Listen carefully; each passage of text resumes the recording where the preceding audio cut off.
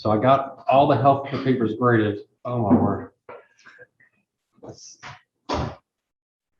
They're interesting. They're really good. Some of them gave personal stories and those kind of things. But I always think anecdotes are always pretty powerful in something like this. They're pretty lengthy. Most students just follow the rubric, which is fine. Made it easier for me to grade for sure. Some students followed the rubric, but they had the rubric and then what they discussed wasn't that part of the rubric. So I was having to mix and match. So, but it was generally there. Some students, you might go back and look, your solutions contradicted themselves. So you're like, I want private markets, I don't want the government involved, and I'm really support Medicare for all. It's like, okay, you kind of had hard to have those two things in the same recommendation. But I don't know, do you feel differently today about it than you did 3 months ago, or is this in the exact same spot? Did anybody have conversations during Thanksgiving? Did y'all? Are they heated or are they kind of, you didn't? Oh. Read from my paper and I showed him the rubric. So actually I asked him first, but he thought, I think I gave a pretty biased answer. Yeah.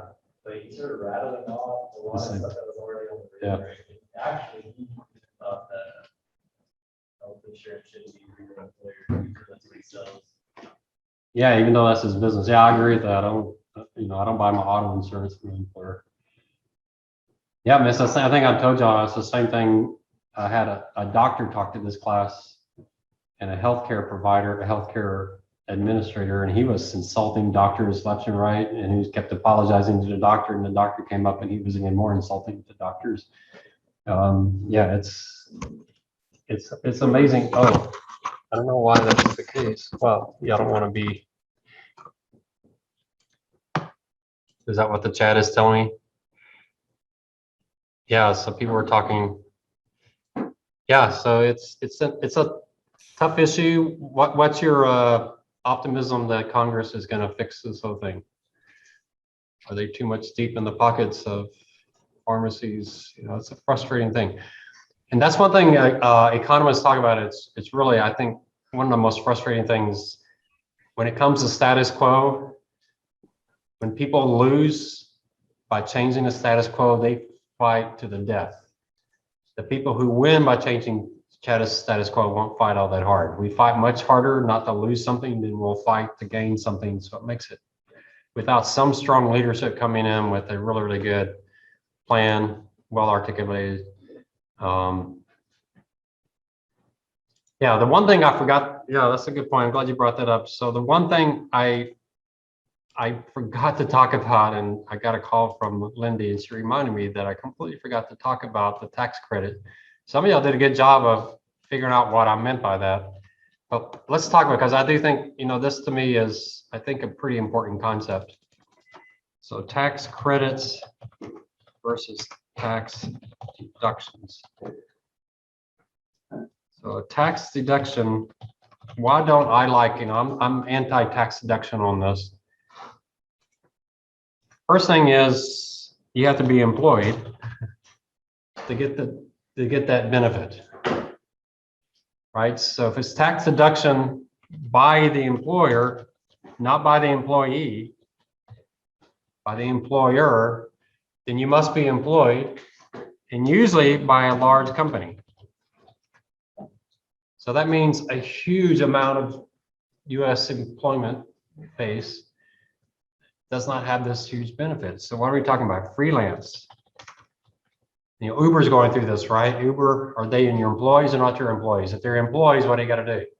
Got to offer them health insurance. If they're not your employees, you don't have to offer them health insurance. Why do you think Uber doesn't want them to be employees? Because they don't have to do minimum wage. They don't have to provide health care. So if you freelance, you get no benefit. What's the other thing? Higher your earnings, the greater benefit. So this is a tax break for the rich, which a lot of them are. The home interest deduction is a tax break for the rich. I forget the last numbers I've seen. It's been a while, but the home interest deduction, it's over 90-something% goes to the wealthiest Americans. And with the new itemized deduction limit is like what, $20,000 or something? I don't know who middle class is taking the home mortgage interest deduction. That would have to be a huge mortgage to get over that itemized deduction limit. You'd have to be buying a $3-4 million house to hit that. So it benefits. So it's skewed to the rich because they have higher tax rates. So the fact, so it's tax deducted by employee and tax-free to employer and tax-free to the employee. That goes entirely to the wealthiest. I mean, overwhelmingly to the wealthiest. It ties health insurance to the employer. I don't like that approach. Why would you tie something like health insurance to your employment?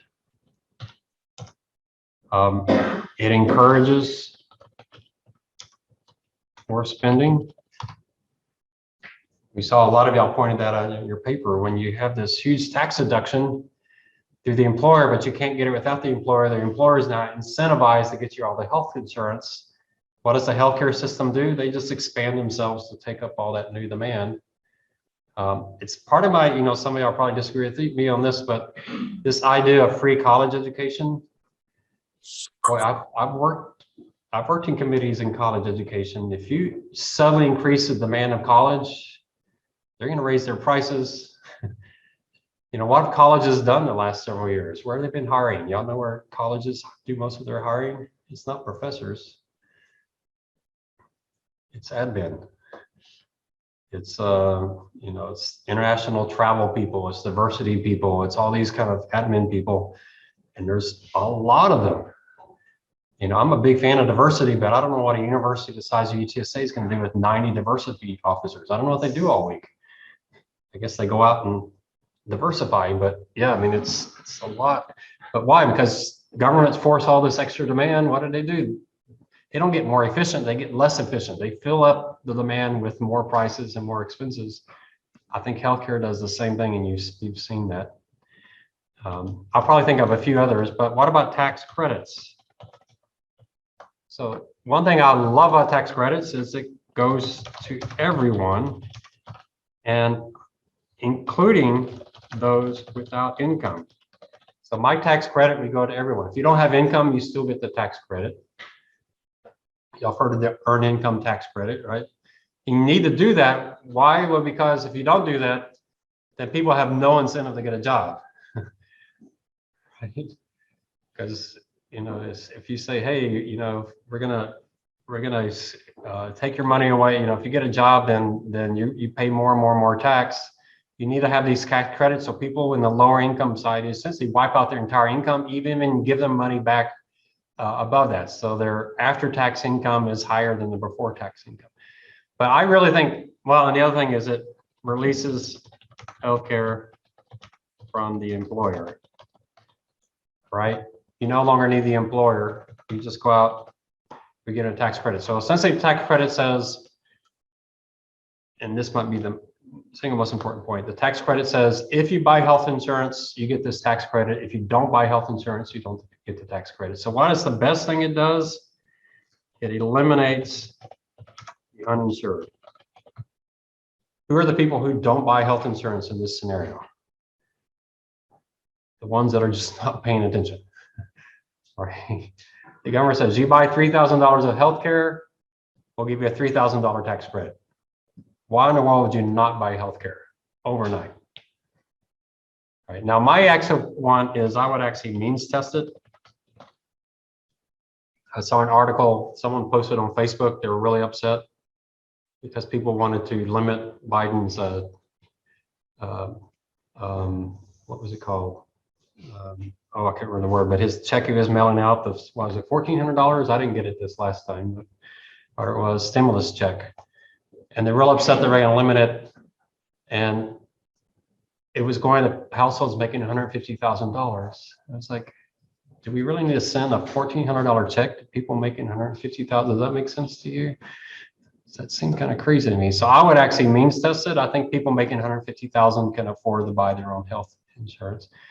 The other thing I love about this is it will increase pay as firms no longer provide healthcare. They're going to provide this. And how much would increase pay?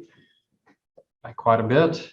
It also can be revenue neutral to the IRS. And I was going to show you a spreadsheet that shows this, but it actually is revenue neutral. And why is that? Why does all this happen? Because the employee pays more out of pocket, becomes a consumer. Right now, with the tax benefit going to the employer, they're buying it, they're making all decisions, they're shopping around, they're subsidizing 60, 70% of it. The employee is like, doesn't care. The employee doesn't care that something costs $500 here and $50 here. Okay, man, someone else is paying for it. So you're moving more and more business to the employees, and this is the fastest way to do it. So I like it. Now, if you're libertarian, you say, well, eliminate both of them. Healthcare, health insurance, that's a benefit to your employment. You should pay tax on it.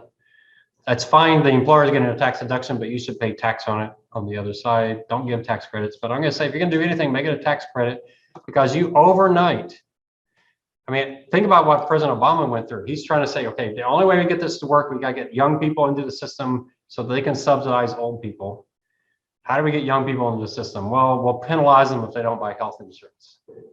It's kind of, you know, it's not the carrot and the stick, it's just the stick. They're just going to beat you over the head if you don't buy it. Well, here you don't have to have any beat anybody over the head. Here you just say, hey, buy health insurance, we'll subsidize it. So I like it. To me, it seems a lot better than this current approach. And I do think, and some of y'all made the same point, I do think this is the #1 reason the US looks so much different from everybody else. People say it's because we have private insurance, all that stuff, but you look at Medicare and Medicaid and all that, I mean, that's a government provided single payer system. This is the single most distinguishing factor of the US healthcare system versus other countries. And I think it caused the whole problem. You might not blame it all now, but I think all the bad incentives we've seen have come from this point that the government says, hey, the best thing you can do for your employees is give them more health care, because you get a tax deduction, they get it tax-free. All other compensation you give to them, they're going to pay tax on. This is the best way to give benefits to your employees. The healthcare system said, hey, that's fine with us. We'll grow and we'll match all that extra demand. I think it is the cause. Anybody just want to have an opposing argument? How many of y'all even noticed this?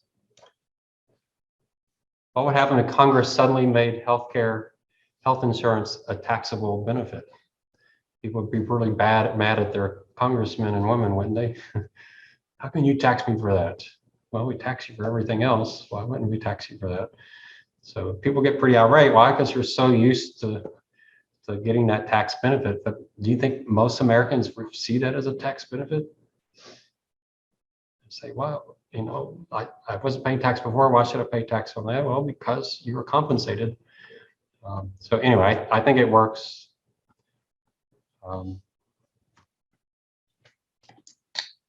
And who's the party that's going to fight for this? You know, I think there's going to be a shoe that's going to drop where some major employer is going to say, you know what, we give up. Employees, here's all your compensation. We were spending, you know, you saw some of these numbers, $20,000 per household for managed care. You know what? Here's $20,000 in pay. Go find your own health care. It's not our problem anymore. No one's going to do that until someone does it. Some large employer does it, like Amazon, or someone's going to say, you know what, we're out of healthcare. Go buy your own. We'll give you extra money. Here's your pay.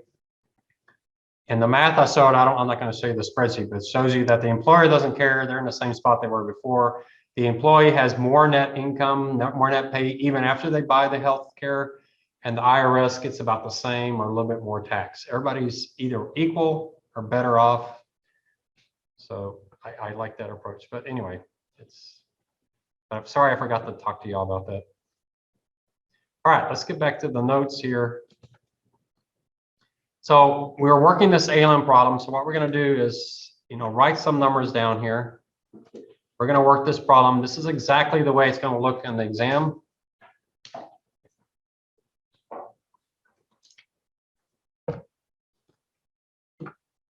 So you got triple B bonds paying 4%. I can't remember what we worked last time. We worked Excel last time, right? So we haven't worked it by hand yet. So the triple B is paying 4%, high yields 7.6%. Here's the risk-based capital charges, 4% and 20%. Reserves, what I mean by reserves? Reserves mean someone walks in with $100,000 and you immediately have to set that $100,000 up as a liability because it's their money, it's not your money. And that's the key with insurance. When you buy an annuity, it's not considered revenue to an insurance company.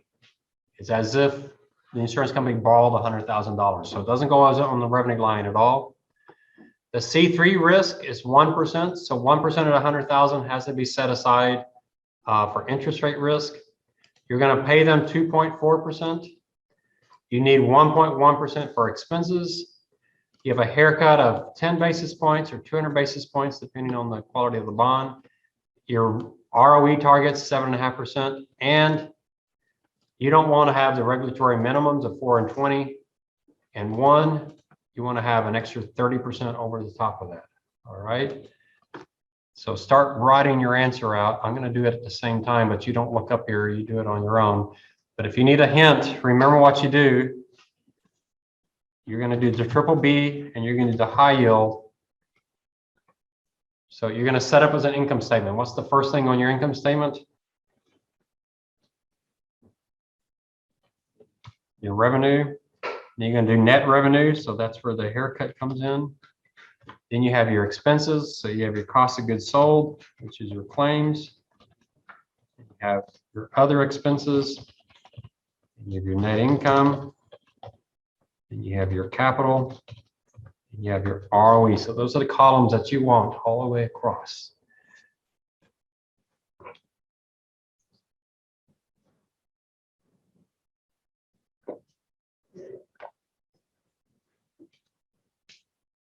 You might have a separate section just for the capitals where you calculate that, but we'll.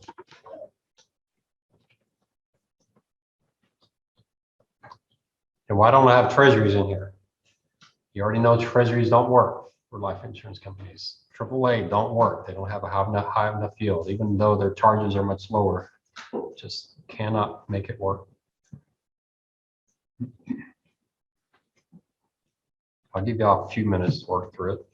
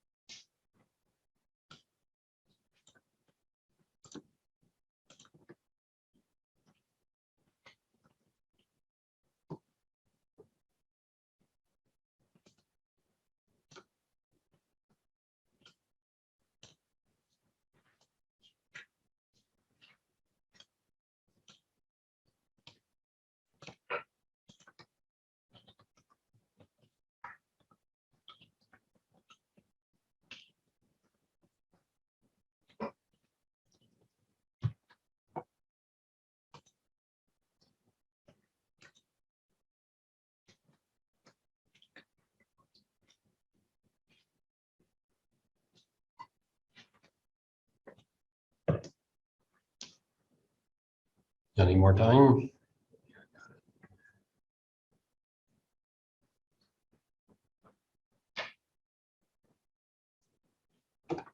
Sorry, you can't see the yields. 4% and 7.6.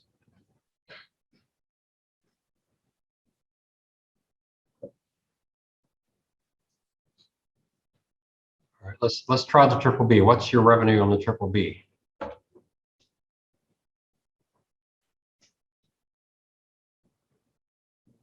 What do I have? Someone's got it. 4,000. 4% times $100,000.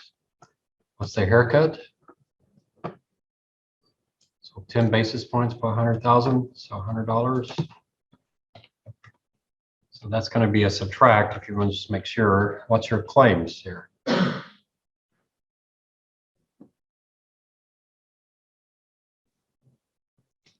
You want to call it crediting, however you want to call it. Some people think of claims as you got to die or something, but credit, how much are you going to credit to this policy? 2,400. So the crediting rate's 2.4%. So we'll, at the end of the year, they're going to have a balance of $102,400. What's our expenses? 1,100. 1.1%. So what's our net income here? 4,000 minus 3,600. Is that like 400 or something? Did I get that one? Actuaries, help me out. All right. What about the high yield? Huh? 7,600. All right. The haircut.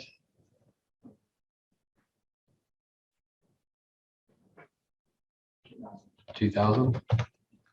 Right. So 7.6%. It's a risky bond, so we're going to set aside $2,000 to cover defaults. Our crediting is the same, right? Doesn't matter. We have the AAA, the treasuries, the triple B. Our expenses are the same. That doesn't matter. What is our net income? 40, 55, so 2,100. What is that one? How much? All right, so let's look at the capital. So the capital,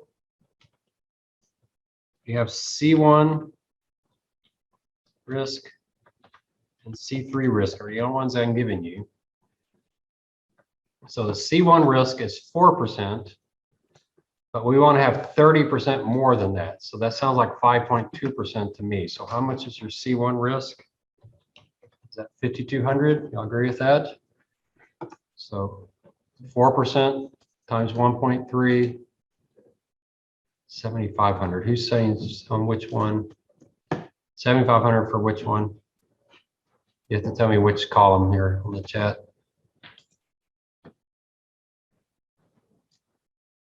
Well, the yield's 7.6%, not 7.5. All right, so yeah, 7.6.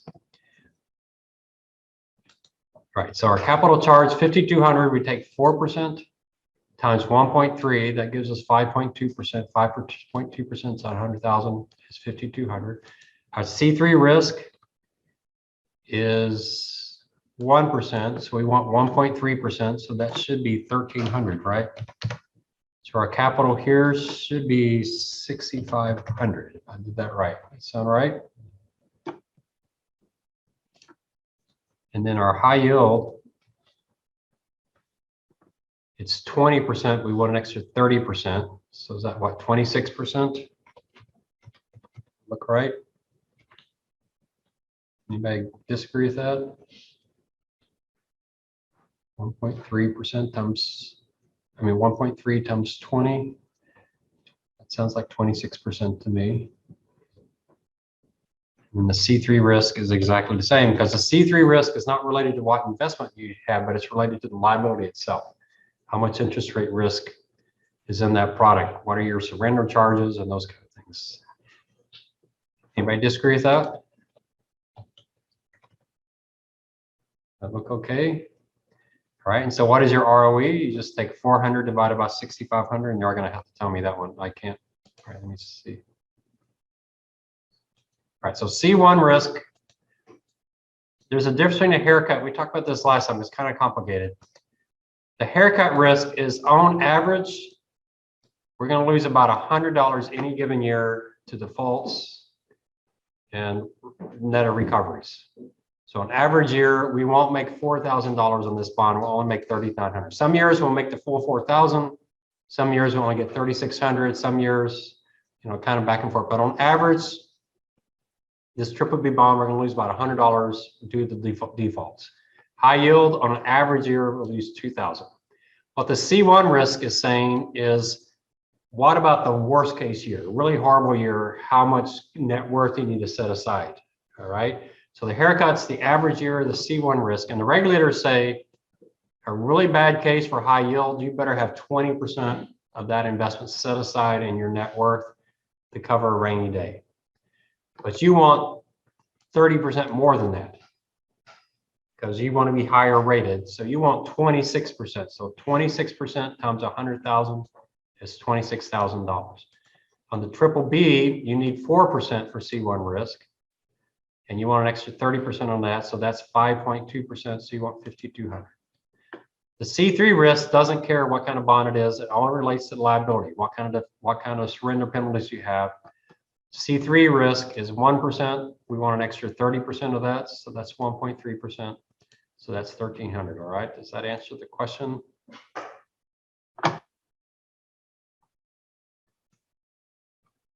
See.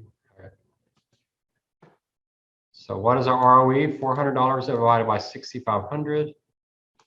Anybody tell me what that is? 0.06. So 6%. And 2,100 divided by 27,300. 7 what? 7. Does that look right?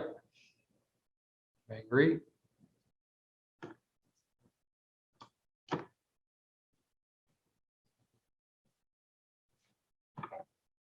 You can go out one decimal place or whatever. I don't know. What is that out one decimal place? 6 point what? 6.2. Right. So if there's any typos here, they're your fault because I'm not double checking the work. Or not type. Well, math errors are typos. All right. So what is a recommendation? Well, only the high yield meets our ROE target. 7 point.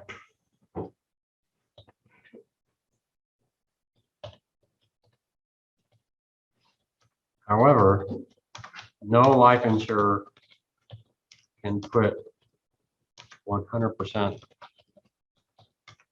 portfolio in high yield.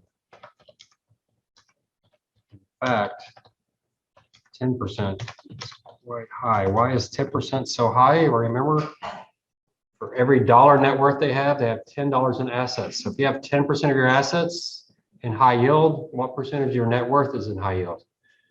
100% of your net worth is in high yield. So that would be a very dangerous firm. So most likely we will be 80 to 90% triple B and the rest high yield and miss our target. That's the most likely thing they're going to do. All right, it's just the way it is. Oh, sorry. They'll probably fix this before 2023.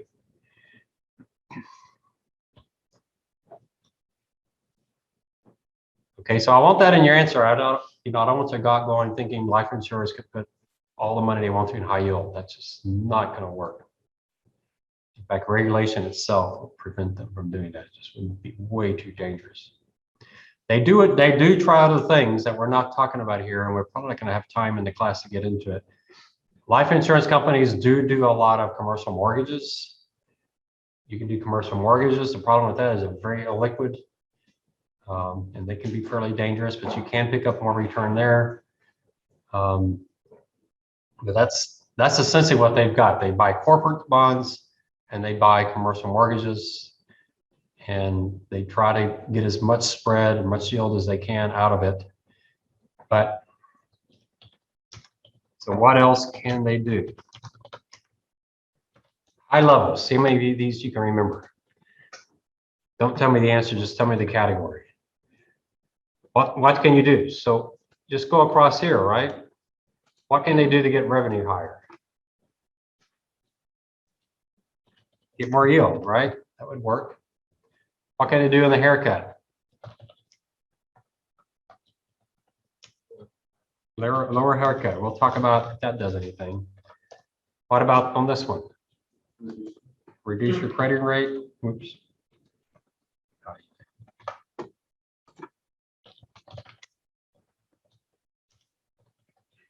Expenses. Yeah, cut expenses. What about the capital? Hold more, hold less capital. You could reduce the 130% target. We'll talk about what that means, but we could do that, right? What else could we do? Reduce C3 risk charge. Talk about that. So I think that's everything I gave you in the notes. Sometimes I forget one, so hopefully I got it. So more yield. When you tell a bond investor that gets you more yield, what is that? What are you also telling them? That means more risk, right? More yield, more risk.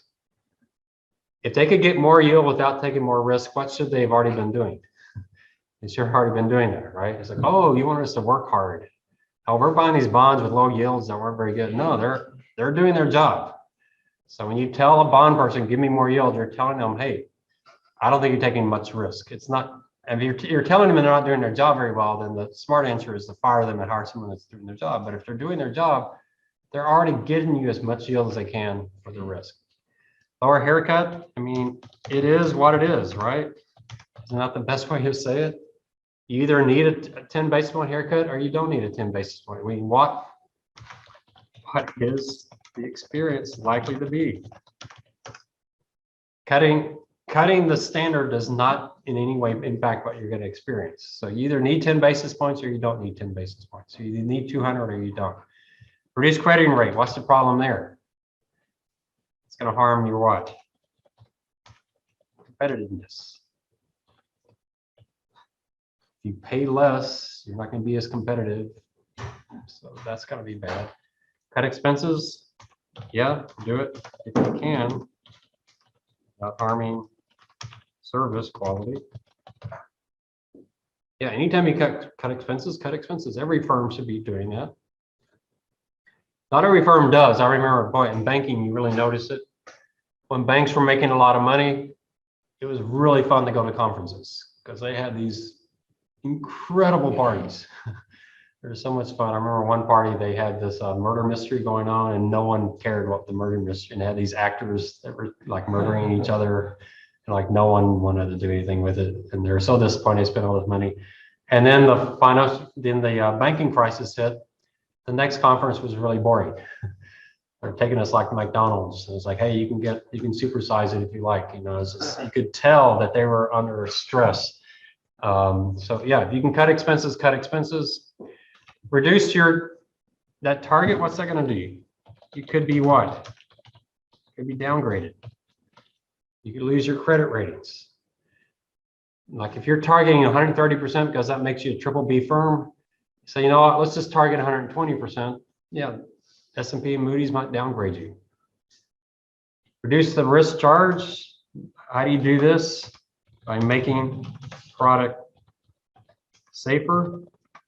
That also makes it less attractive to the customer.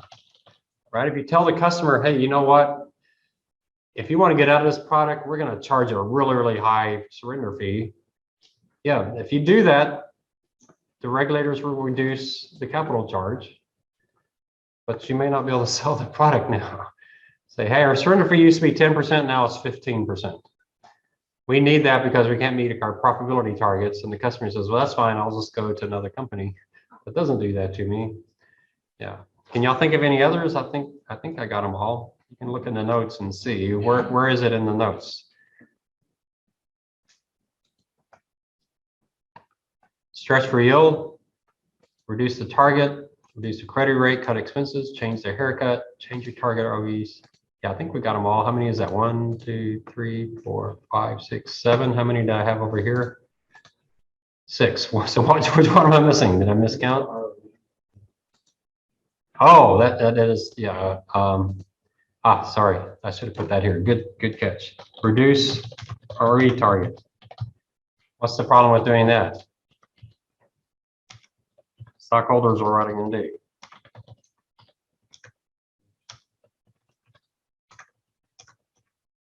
You're not making you're not meeting your cost of capital. The stock price is going to fall until you do.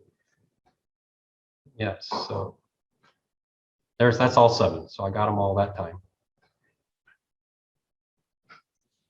All right. Do give some discussion. Some students overly simplify this. So, you know, make sure I know you know what you're talking about. All right. This is probably a little too summarized. This might be a little too wordy, but something in between on your answer. This is actually a really good list because it's a good chance if you interview with a life insurance company, this type of question will come up. They're not going to be expecting this comprehensive of an answer. So this is a really good one to have in your hip pocket. Now, has anyone come up with an acronym for this? Let's see if we can do it. You don't have to go in order. Hopefully it doesn't spell something bad.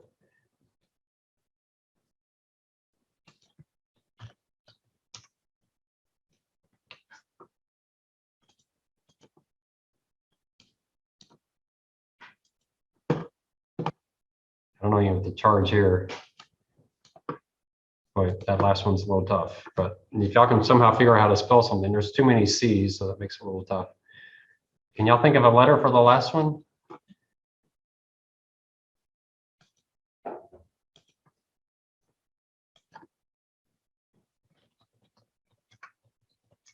It is interest rate risk, so maybe an I would work there.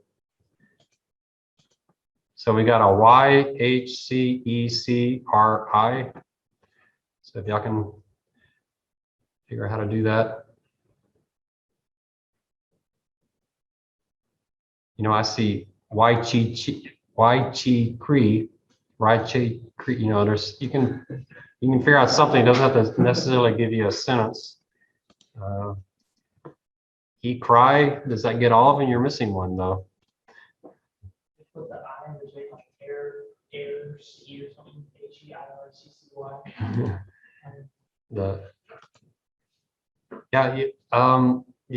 At least you have vowels, so y'all figure out some way, but you got 7 of them there. Make sure you got the 7 of them there.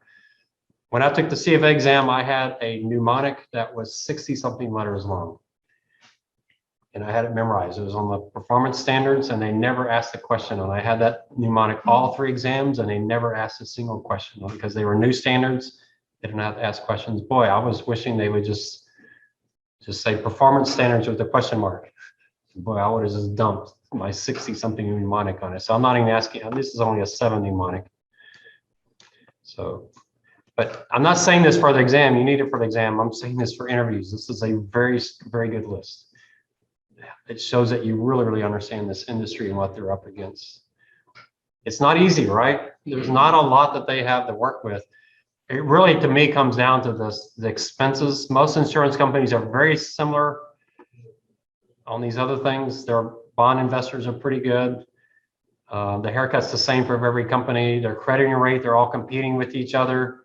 Their capital charge, ROE, you know, do you want to be AAA rated, AA rated, single A rated? Once you decide that, that's going to define that. But it really does come down to expenses and how efficient are you, and that's what you got to look at.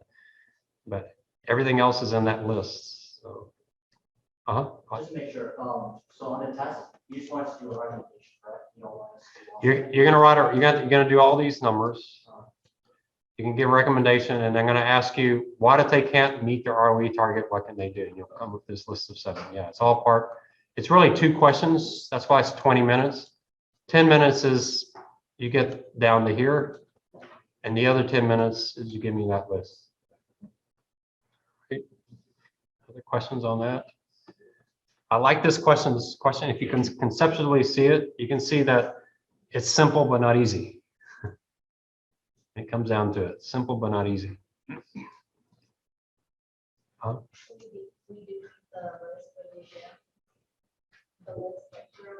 Yeah, you'll have to give me this list on the exam. Yeah.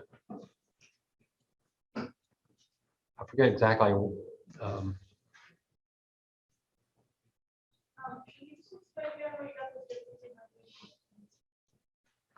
right, so they need 4%. 4% says they need $4,000. $4% times 100. All right, but that's if they want to be in compliance with the regulations. So the regulations is your minimum requirement. This firm wants 130% of the minimum requirement because they want to be maybe BBB rated. If you just do the minimum requirement, that means if you go $1, if you have a bad year, you go $1 over, you lose more than 4%, you lose 4.1% or whatever, the regulators can come in and take over your business. So this firm says we want 130% of the requirement so that we have a little more cushion than what the regulators require. So 130%, if I did the math right, 130% of 4% is 5.2%. 5.2% of 100,000 is 5,200. And every firm's different. I've seen firms that it's 400, 500% of regulatory requirement. You want to be very, very conservative.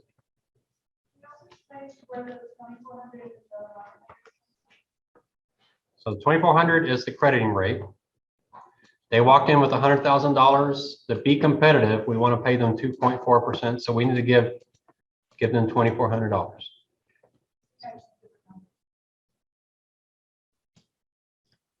So yeah, 2.4%. Do you give us the C3 risk and the C1 risk? Yeah, this is the exam question right here. Wow, I don't know what happened there. So all of this is the exam question. You get all of this through right there, and you produce everything else. And look at the question. This is the full question. Fully discuss the options of life company. Well, show all work and fully support your recommendation. So your recommendation is what? If you say 100% high yield because it meets the ROE standard, you'll get most credit, but you're going to lose some for not making the point that high yield, 100% high yield is not rational. The other 10 points is this last. Fully discuss the options a life insurance company has if it cannot meet the current ROE target. And that's what these 7 things are. All right? Is good. Last thing, can you explain where the 1,300. Oh, so 1%, 130%, that gives you 1,300. 1% is the absolute bare minimum the regulators require for your interest rate risk for this product. They want to be 130% of that, so they need 1,300.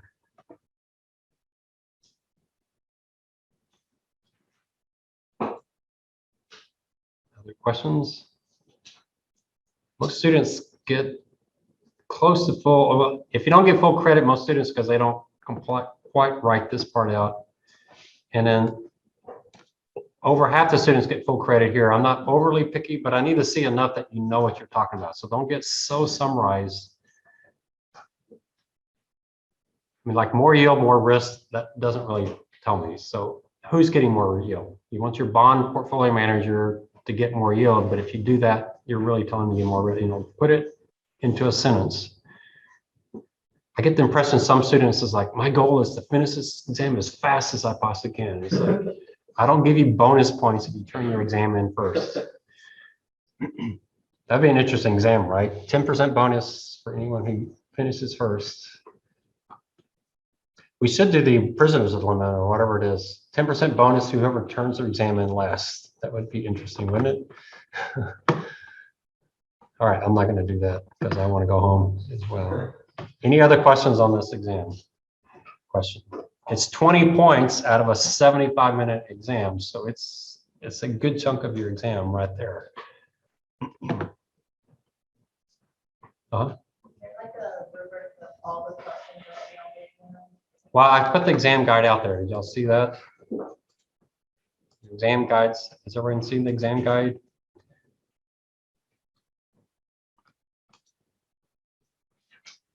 Exam guides, exam 2 guide.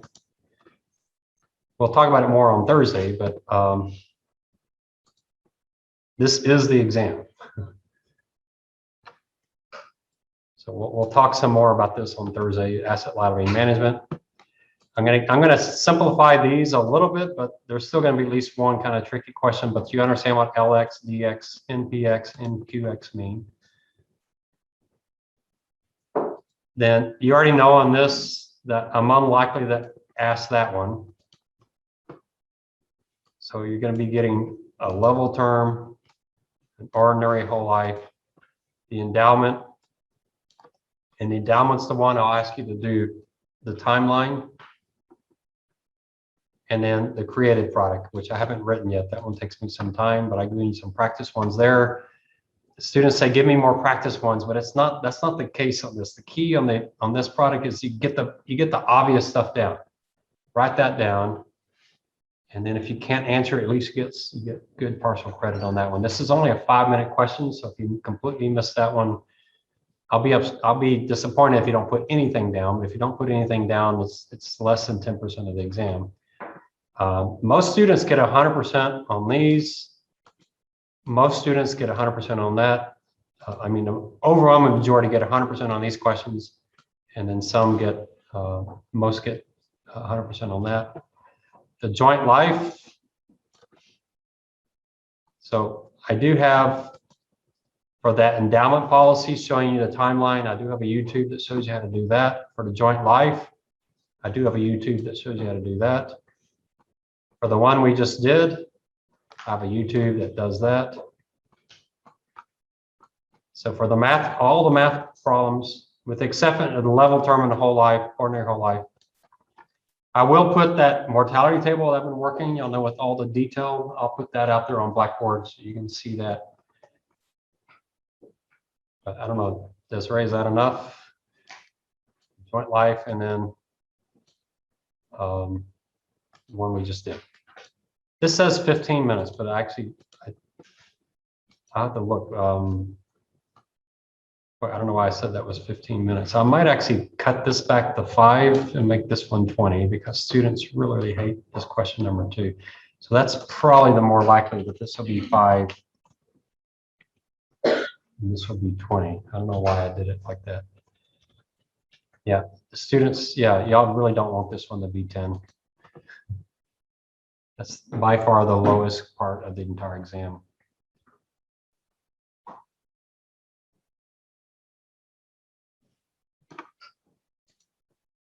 All right, so there's no ambiguity on the exam. Doesn't mean it's easy, but it's not going to be like out of left field. I have professors that like to do ambiguous exams because they see that's when they test critical thinking. I'll give you something you've never seen before and see if you can figure it out. And that just irritates the life out of me when I get that. So there's no ambiguity. So you know the hard thing is going to be this one. The joint life, right now, you probably can't do it. But if you go watch the video and practice a little bit, you should be able to handle that one okay. We just did this one. Y'all feel pretty good about this one now, right? Don't you? Pretty straightforward. You'll feel the same way about the joint life once you go through the YouTube video. You can go back to the class videos on these, but you have the video for this one. If you understand this one, you probably will be able to go back to here because remember the level term, the ordinary life, ordinary and level term are exactly the same. It's just that the ordinary life, you keep going until you get the D99. So they're exactly the same. Endowment life, all you do is the same thing as the level term, except for you're going to have an L in the numerator. That's the only difference, and you'll see that. So if you understand that, you should be okay. They're not that complex. I don't ask you to actually calculate all of these. A lot of these questions, I say just write the formula down using L's and D's. You don't have to actually go get the data from the mortality table. This is the one where you actually go get the data and calculate. If you have a math error, I'll probably give you full credit. So, you know, I don't want you sitting there doing the math a million times until you get it exactly right. You know, you'll know if you got it right or not because you're going to do the timeline. At the end of the timeline, you have $20,000 left over. You know you didn't do it right because you should get pretty close to zero. But if it's a math error, I'll still give you full credit. Right, so that is exam. We'll talk more on this question Thursday because you're going to really want to know what I'm expecting there. All right. It says it goes to 8:50. I don't know if there's an exam after hours. Do y'all know if there's one after hours? I can't imagine people have a final at 9 p.m. That'd be pretty cruel. So if you need to go further later, that's fine. I'll probably be grading papers during the finals, so I don't really care if you go later. I had one guy leave after midnight. I remember one lady left like at 1 a.m., turned in her paper, and it was probably 60% blank. I'm thinking, all right, you turned in a paper that you obviously failed, and you made me sit here for 4 hours. It's like, how cruel can you be? It was pretty bad. All right. Would you be having a read session like you are in the investments class? Not on this one, no, but you can certainly call me as you go through the YouTubes. We'll definitely Thursday night talk about that question one because that's one that needs some explanation because you got a lot in the notes to deal with. But the other ones, you should be good with the class videos. Just watching them, there should be enough out there. All right. We just did the risk-based capital C1, C2, C3. I don't want to spend a whole lot of time on this. You can definitely read the notes on this, but C1 is the asset risk that's really focused on default risk.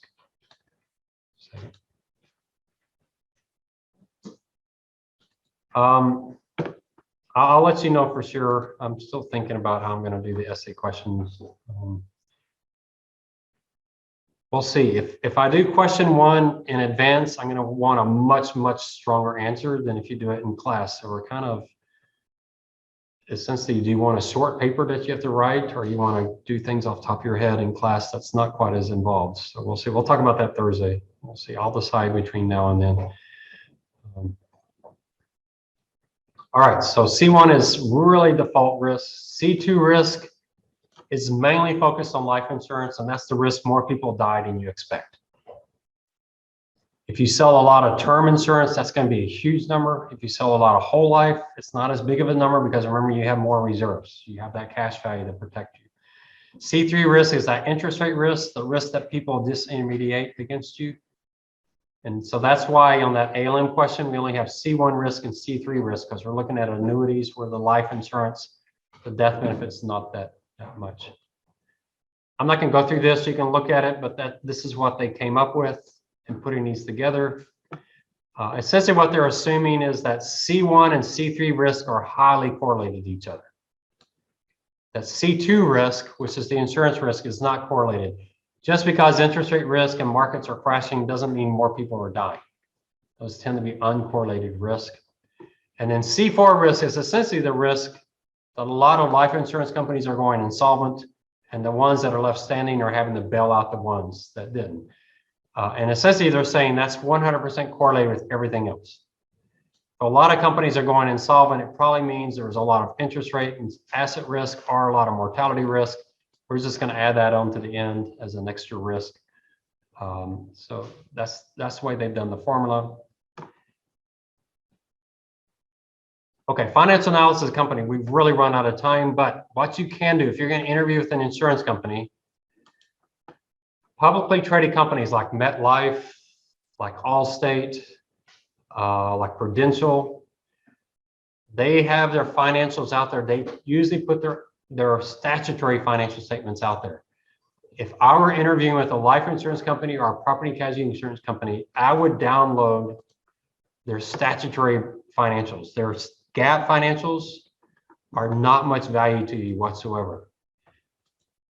So Statutory is what the states require, and the states require tremendous detail, which means if you're interviewing with one of these companies, you can actually go in there and see stuff most undergraduate students don't know about the company. Like what kind of lines of business are they in? The GAAP financials don't tell you that. So remember we talked about term, whole life, universal life, variable universal life. You can find that out in the statutory. You can't figure that out from the GAAP. Are they selling health insurance? Do they have annuities? Do they do group annuities or just individual annuities? That's all in the statutory blank. I would want to know that before I interview with the company. The variable life, variable universal life, you can see that in the financials, and I'll show you where that is. GAAP is just like GAAP for any other company. So the GAAP that you follow for insurance companies is GAAP for banks, GAAP for retailers. It's not real useful. It's very summarized, it's very consolidated. They may have segment reporting, but it's not all that useful to you. So if you start with a life insurance company, especially on the accounting or finance side, beg your company to let you do a book seminar. They're really, really good. And they're still in business. I went to one of these seminars back when I was starting out my career. They were really, really quite helpful. They have them in Chicago and New York and North Carolina. And they had me go to North Carolina because I was a newbie. I was like, well, you know, the Chicago one looks kind of interesting. Like, no, you're going to North Carolina. I said, oh, great, thanks a lot. But they're really, really good seminars. GAAP versus stat. Statutory is what we call the blue book because it's blue and it's just massive amount of detail. GAAP tends to be more conservative than GAAP. Regulators want to make sure that you're going to be there. You're not going to go out of business. So it tends to be more conservative. The blue book is life insurance. The green book is life insurance companies doing those variable products. So the green book is those variable products.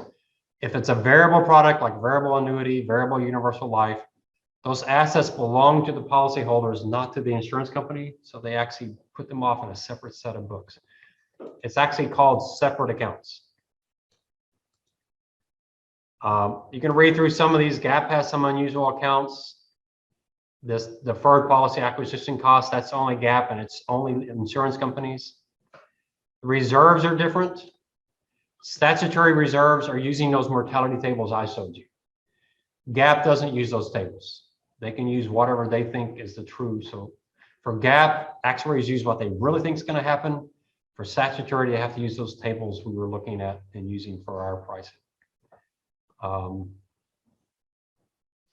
And assets, the bulk of the assets for insurance companies are fixed income securities like corporate bonds and mortgages. They don't buy stocks, they don't buy treasuries, they don't buy municipal bonds. The bulk of the liabilities are reserves. I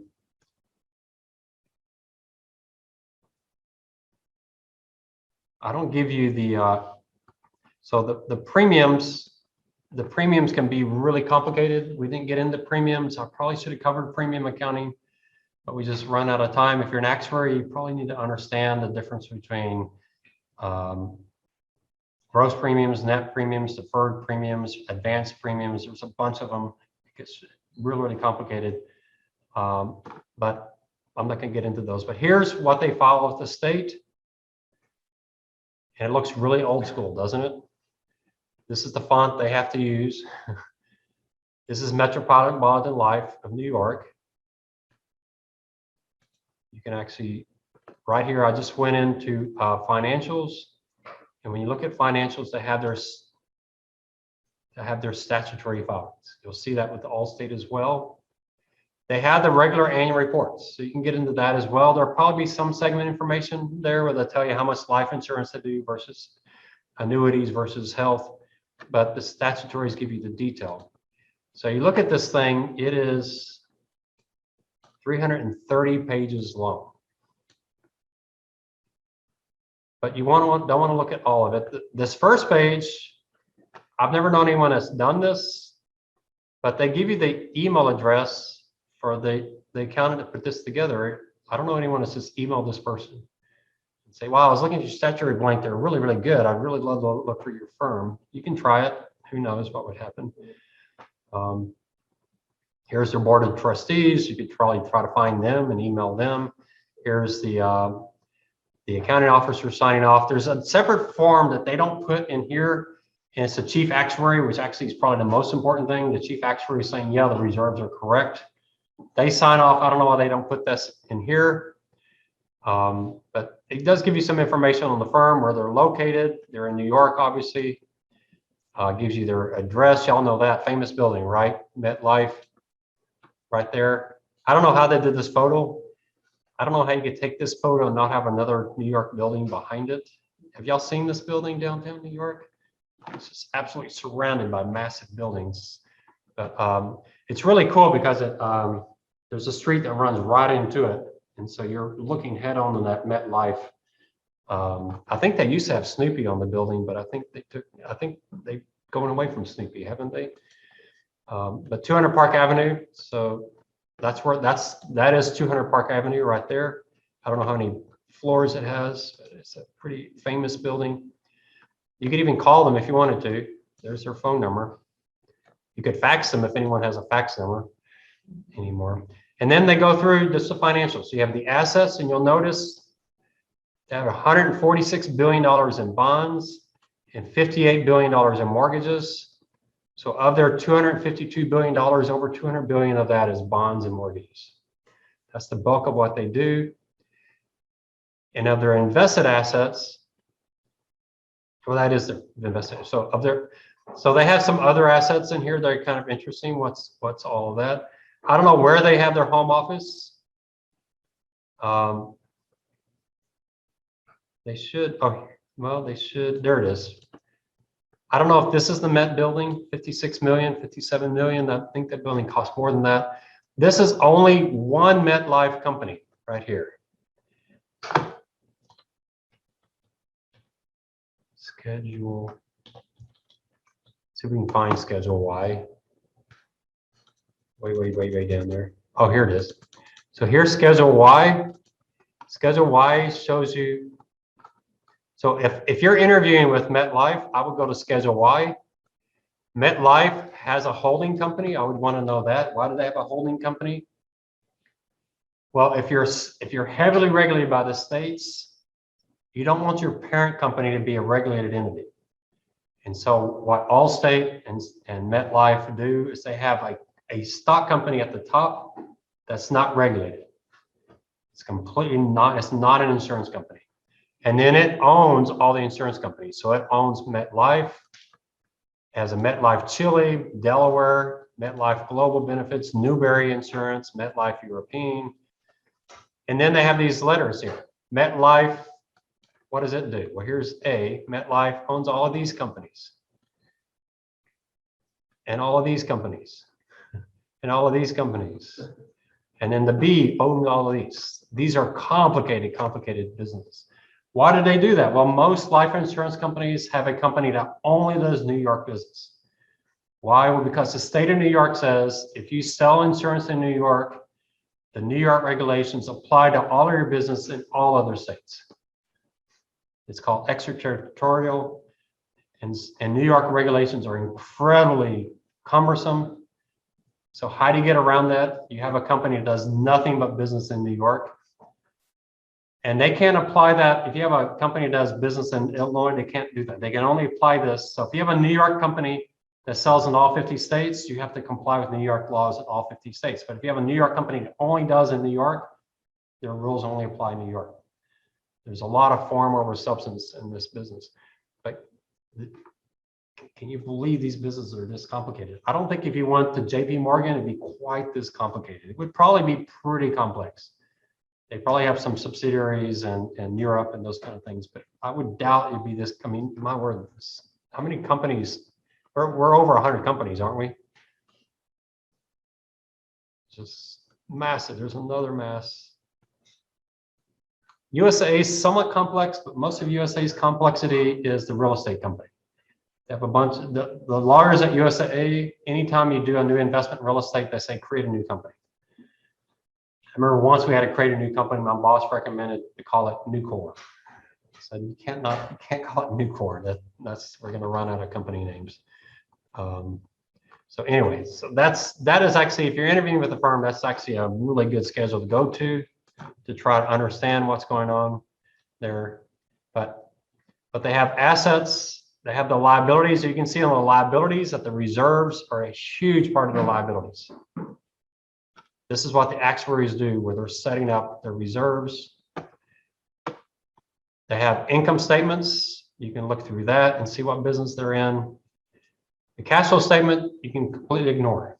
We just don't use cash flow statements in insurance and banking. But here's the cool part, is they break their businesses up into all these products: individual life, group life, individual annuities, group annuities, accident and health. Not only do they give you the revenues, but they actually give you the profitability of each one of these business lines. That's powerful stuff right there. That just really, if you're interviewing with a firm, you want to know what they do. And for MetLife, we go back to the balance sheet. The very bottom of the assets, there's a line that says separate accounts. Does MetLife do variable products? They have $144 billion in variable products. That would be good to know. You did this for USAA Life, that line would be 0. USAA used to be variable products. They couldn't compete. They just gave up, got rid of it. So that would be 0 for them. But for MetLife, it's 44 billion. They do a lot of that. But is it variable life or variable annuities? You can't figure that out from this statement. Unfortunately, they don't tell you that. And they have the same thing on the liability side, all of their variable products somewhere in here. So one other schedule that's really helpful that I like a lot is the 5-year history. 5-year historical data. If you go to that, it lets you see all kinds of data, quite a bit of detail over the last 5 years. So you can really see how the firm has changed over the last 5 years. The risk-based capital we were just talking about, that is in this schedule somewhere. I think I passed it. Here's the risk-based capital. So this is the amount of capital that they have. And this is 1/2 of the amount of capital that they need. So if you take this number divided by 2 times that number, that's that 100% we're talking about on the previous problem. Remember, their goal was 130. The 100% is this number divided by 2 times that number. So where is MetLife? They have $15 billion versus $4 billion. They're not 130%, are they?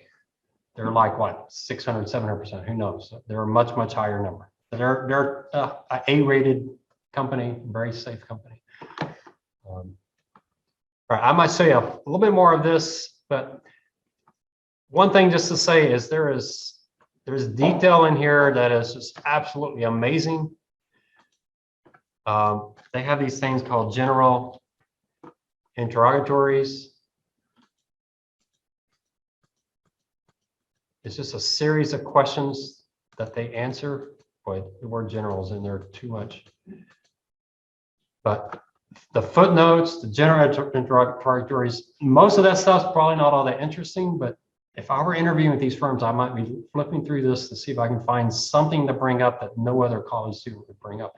You actuaries especially, right? This is the job you want. Learn your company. Now, don't go and read 330 pages of this, but I would flip through 330 pages of this and just be looking for stuff to do. All right. I'll stop it there. We don't have time to go into this more detail. You can read the class notes on that. I don't have exam questions on that, but I want to make sure you know that it's there so you know to look for that. I want to finish up some quick things on the end of the notes just to make sure you're aware of these issues out there so that if you get an interview, you'll be prepared for them. This is a fairly unique industry.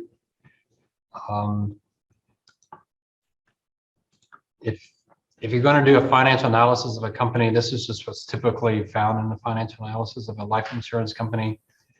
What did the rate agencies look at? So the main rate agencies are Moody's, S&P, and AM Best. You may never heard of AM Best. If you're an actuarial major, you might go to ambest.com and see their website. It's a really good website. They are mainly focused on insurance. They've tried to broaden out to other fields, but they're mainly in the insurance field. They used to be initially the one firm that would rate all insurance companies. They have these massive books where they go through every company, and then Moody's and S&P started getting that business. But they did what's called claims paying ability rating. So S&P and Moody's, you think of them rating bonds. And I was kind of confused. I remember calling them and asking them for the rating for like IBM, and they said, well, which bond? They wanted a specific bond because they have senior debt and they have junior debt. Just a second, someone's not muted. Ask to unmute. Can y'all tell who it is?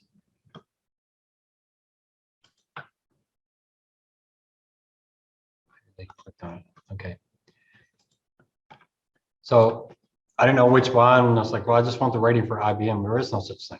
IBM doesn't have a rating. Their debt has a rating. Some of it's senior, some of it's junior. But that's not true for banks and insurance companies. The rating agencies actually rate the actual entity. And what they're asking on the insurance side is, what's the probability they're going to pay your claim if you have a claim? So you're somewhat of a quasi debt holder because you had your house burned down, or had a life insurance claim. So it's a claims paying ability. So they're actually rating the companies, which is kind of a nice thing. So it's from the policyholder standpoint, which should be a higher rating than the debt rating, because obviously they're going to pay their customers first before they pay their debt holders. So it's kind of nice to have that rating. AM Best has been doing that for a long, long, long time. And then S&P and Moody's got into it. S&P, it was pretty hilarious. They not only to get in this business, but they wanted to force everyone to get a rating. And so what they said is, you can pay us the $100,000 for a rating, but if you don't, we'll give you one anyway. And we'll give you what we think you're rated if you don't, but you won't be talking, you won't have any influence over it. You won't be able to talk to us, give a presentation. So essentially they were saying, pay us $100,000 or we're going to give you a rating you don't like. And they got a lot of business. They also got a lot of fluff with that. Moody's wasn't quite that aggressive, although I think Moody's is catching up. But AM Best started off with all of them, and then S&P's been catching up pretty fast. Weiss got in the game a bit late, and the problem with Weiss is they were so conservative. They just rated everybody so low that you're like, and then at one point the actuaries found a huge error in their spreadsheet. And so what Weiss did is they stopped sharing their information. So we'll fix that problem. We won't let you know what's in our spreadsheets. So I don't know if Weiss is still around or not, but Duff and Phelps and Fitch, those are the main ones. They all have their own models. In fact, we've been talking about risk-based capital. They tend to have their own risk-based capital models. In fact, at one point, Moody's knew I had a database of all the insurance companies. They actually sent me their model to test that, drive it first. They called me and said, hey, would you be willing to, we have this new model we're developing. We're probably going to use it this next year. Would you be willing to let us know how it looks? It's like, yeah, inside information on something I can share with my management. Yeah, you can send that to me. That was pretty cool. But they do rate the debt of insurance companies and banks, but insurance companies, banks don't always borrow money because they got their policyholders there. So the process is they do analysis just like anybody else would do. They sit down with the numbers and they look at it. We'll talk about some of the stuff they look at. They meet with management usually once a year. I used to make presentations, those meetings. They're pretty intense. You have these analysts, many of them are 5-6 years out of school, and they're talking to these CEOs and CFOs, and they're not bashful. Boy, they beat them up. They say, how can you believe that? How are you ever gonna get that number right? How can you think you're gonna be able to do that? I remember our CEO leaving the meeting once was so mad, and they were like, calm down, because you don't want to get them upset. They're going to give us a rating. And he's like, but they're stupid. They're stupid. Yeah, that's fine, but don't tell them they're stupid. So they're pretty intense. They know you owe them everything because they're giving you the ratings. So they have the right to ask tough questions. Then the committee will review and finalize a rating, but they argue that the rating is always current. So not saying the rating's current as of November 5th, when we last met with the company. They're saying the rating's always current. That annual meeting is just extra information. So they want to say our ratings are always the current ratings. There's not a review process where we update them. They're always updated. So they look at qualitative things and quantitative things. They look at the overall industry. There are firms that get downgraded simply because of the industry they're in. That was the big issue for USAA. Rating agencies do not like banks, and USA's bank was getting massive. And so USA was getting at risk of being downgraded just because of the size of their bank. Obviously, they look at a lot at net worth, things like risk-based capital. Do you have a net worth? So if something bad happens, you're still solvent. They look at liquidity. They like to run, some of you have heard these stress tests that banks have to go through. They like to give life insurance companies these same type of stress tests. And then they have asset liability models. There's one, I don't know if it's still around. Someone could Google this. Before you might try this, the New York 7 interest rate scenarios, stress testing. So New York used to have 7 scenarios. One would be interest rates rising, one would be rates falling, one might be rates rise and stay up, fall, stay down, rise and come back down. I don't remember what the 7 are, if they still have them, but it was a stress test. What a stress test says is run this scenario against your company and tell us how you do. The problem with a stress test, you don't know what the probability of it is. It's just a scenario. But some stress tests, probably based on history, like how would you survive if we got interest rates like we saw in the 70s? How would you survive if we got interest rates like we saw in the 80s? And let's run through that through the analysis. What most companies are doing today is stochastic analysis. But they're doing simulations through some kind of computer model. We used to do that at USA. This is bigger on the property and casualty side because they have catastrophe models where they run hurricanes and earthquakes. But life insurance companies will do this. They usually run 200-300 simulations, try to figure out their business. And the main thing they're trying to test is interest rates. Interest rates go up, go down. That's their biggest risk. On the P&C side, property and casualty side, is catastrophes. That's their biggest concern there. So you might see the New York 7. I don't know if they're still around or not, but that was kind of the original stress testing.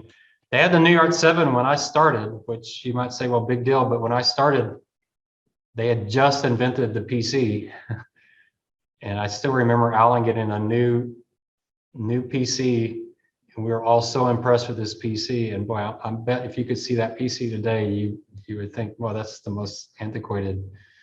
But we were all excited. Well, it has a hard drive. That's incredible. A PC with a hard drive. So I don't know how they did the New York 7 back then without the computer power we have today.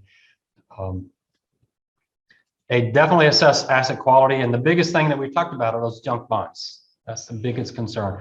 On the property casualty side, they're worried about their stock allocation, but life insurance companies don't buy stocks. So the main thing they look at on life insurance side is what's your high yield. They do look at concentration. Do you have too much in one name? They want to know your market penetration. What's your market share? Is that growing? Is that shrinking? And they can get those numbers. It's fairly easy because these are fairly, especially on with those statutory numbers. It's pretty easy to get their premiums for universal life and compare that to all universal life. You got enough detail to do that pretty easily. These databases, I gave you a link to this SNL database.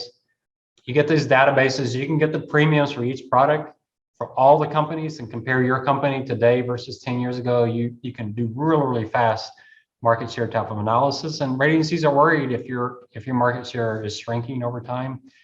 They look at lapse rates, extremely important in life insurance business.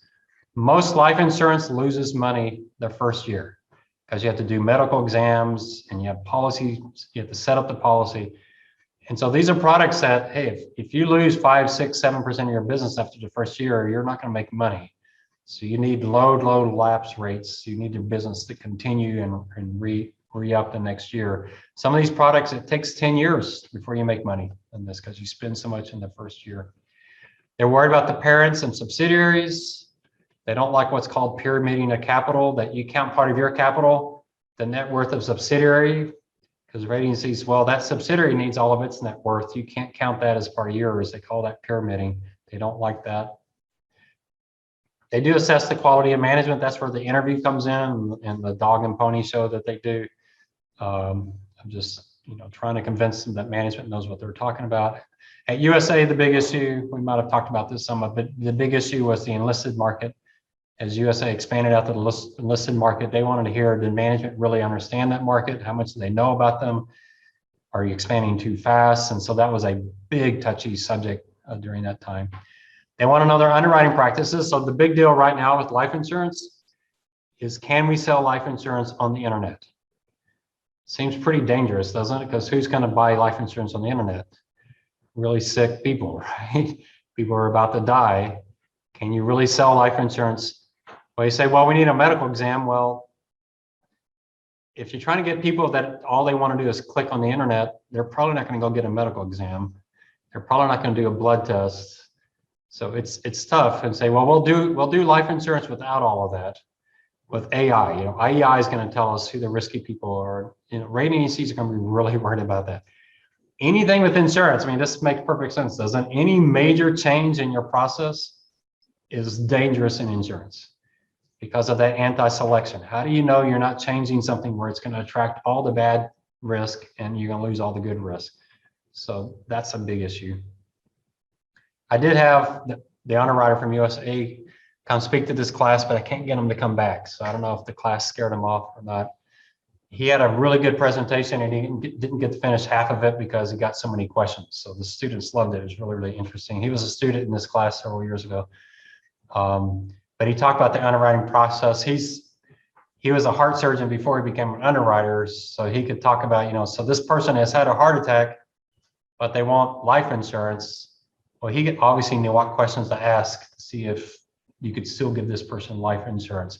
So it's those special cases where you say, hey, maybe we could sell them insurance. We need to research it.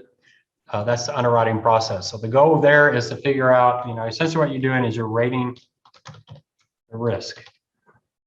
So is it high quality? Is it substandard? Doesn't mean if it's substandard, you can't sell the insurance. It just means you have a much, much higher rate to charge them. And you can't charge them a much higher rate unless you've documented that with the regulators that these people should pay a higher rate. So the whole process has to meet all the regulations, but at the same time, it's got to make sure your company doesn't go insolvent if you sell these policies. So underwriting is extremely important, probably much more on the life insurance side than on the P&C side. If you're wrong on an auto insurance policy, how much pain is that going to cause you? 1 year of a policy and then you cancel it. If you're wrong on a whole life policy, how much pain is that going to cause you? That's something you've made guarantees for many, many years. So you thought over the next 30 years, this is going to be the death rate, and the death rate moves up materially from that, you're in a lot of trouble. So you've got to be really good at that. And then growth is important to them. And actually, too slow is bad and too fast is bad. Now, I know for stock analysts, we want too fast. That's what we want, fast growth. But for regulators and rating agencies, if you're growing too fast, you may be selling your products too cheaply, and you're going to find that out. When you're selling risk and people are just buying up your product left and right, that may not be a good sign. That may be you're charging too little, and so yeah, it's a bad sign. But shrinking, we don't like firms that are losing business, shrinking. If I were interviewing with a company, these kind of things I would be asking too.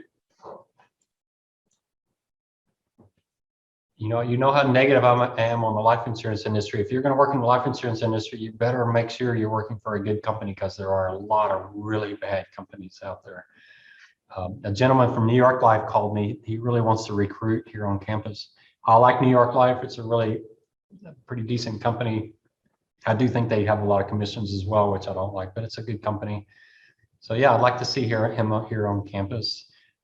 He's not an actuary, so he can't help on the actuarial side, but yeah, I'd love to see companies like that. So there are some companies I like a lot. I remember I was at a conference with some New York Life people from their investment side, and boy, they're really impressive people. So there are some firms I'd really like to work for, and then I can name some firms I wouldn't touch in this industry. I won't mention them out loud on tape, but yeah, there's some companies it's like, no, I would never work for that company. That's important, especially if you're an actuary, because this is a very closed-knit group. There's some companies you probably don't want on your resume. You probably want to know that before you put them on your resume, or you just leave them off the resume. You don't want to be like the guy who took my place. Every time I introduced himself in an interview, yeah, my name is John. I work for AIG, and no, it wasn't my fault. That's every introduction he had to do because he worked for a firm that went insolvent while he was there. But no, it wasn't me. I didn't cause that. You don't want that kind of thing on your resume. All right, real quickly on regulation, there's stuff that you just have to know if you're going to interview with this industry. So who regulates? It's the states. Why do they regulate? Well, the US Constitution says Congress should have power to regulate commerce if it crosses state lines. So New York Life sells insurance in all 50 states. Does that sound like commerce that crosses state lines to anybody? So Congress should be regulating insurance, but who regulates insurance? The states. So it sounds like we're violating the US Constitution. You need to understand that if you're going to work in this industry, because it's really, really central. Why does the state governments regulate insurance when Congress is the one? And then Amendment 10, which I think is the most important, if it's not delegated to the United States, then who gets it? And everybody says the states, but that's not correct. It's the state or the people. Why do we always forget this last part? Say, oh, federal government doesn't do it, then the states do it. No, it's the federal government, the states, or the people. But I think what we've done recently is we just strike that part out. We don't have any rights anymore, but yeah. So essentially, the US Constitution says, hey, if you're in business that crosses state lines, the federal government regulates that. Otherwise, the states regulate it. So it sounds pretty obvious that the federal government should regulate this. And that got tested. This guy named Paul is on the property casualty side, was selling insurance in Virginia. He was from New York. And Virginia said, hey, you can't sell here unless you have a license to sell in our state. And he said, hey, go jump in a lake. I'm from New York. You can't regulate me. The federal government can regulate me, but you don't have the right. This is reserved for the federal government specifically. Went to the Supreme Court, and the Supreme Court said insurance is not commerce. How in the world do you come up with that conclusion? Banking's commerce, but insurance is not commerce. This was in 1869, a pretty interesting year. We're talking, Reconstruction. We're talking about a Supreme Court that I don't think Abraham Lincoln cared too much for. It was a very strong states' right Supreme Court. So there was probably some of that going on. And they made this decision, no, that insurance is not commerce. It does cross state lines. There's no question on that. But is it commerce? Well, what is commerce? And they started thinking, well, it's not a physical thing that you can take across state lines, but that's true for banking too, right? So it's a really confusing when you read. You can actually go out there on the internet and read this particular opinion, and you can see their argument. That's the kind of thing they were saying, is that, it's not a physical thing that you actually carry across the state. But that was in place for about 80 years. That was the official law of the land, which it didn't mean it allowed states to regulate. It actually forbid the federal government from regulating, because it's not interstate commerce. So what does Article 10, Amendment 10 say? If it's not commerce, interstate commerce, federal government can't touch it. I realize the federal government doesn't have that problem today, but back then it's like, no, that's not your purview. And so the NAIC was formed right after that. If you're going to have the states regulating insurance, that means insurance companies have multiple regulators. That's going to be a pain. Can we somehow get together as states and try to uniformly address this?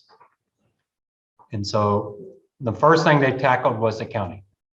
Let's try to get the accounting to all look the same for all the states, so they don't have 50 sets of books. I don't know in 1871 how many states there were.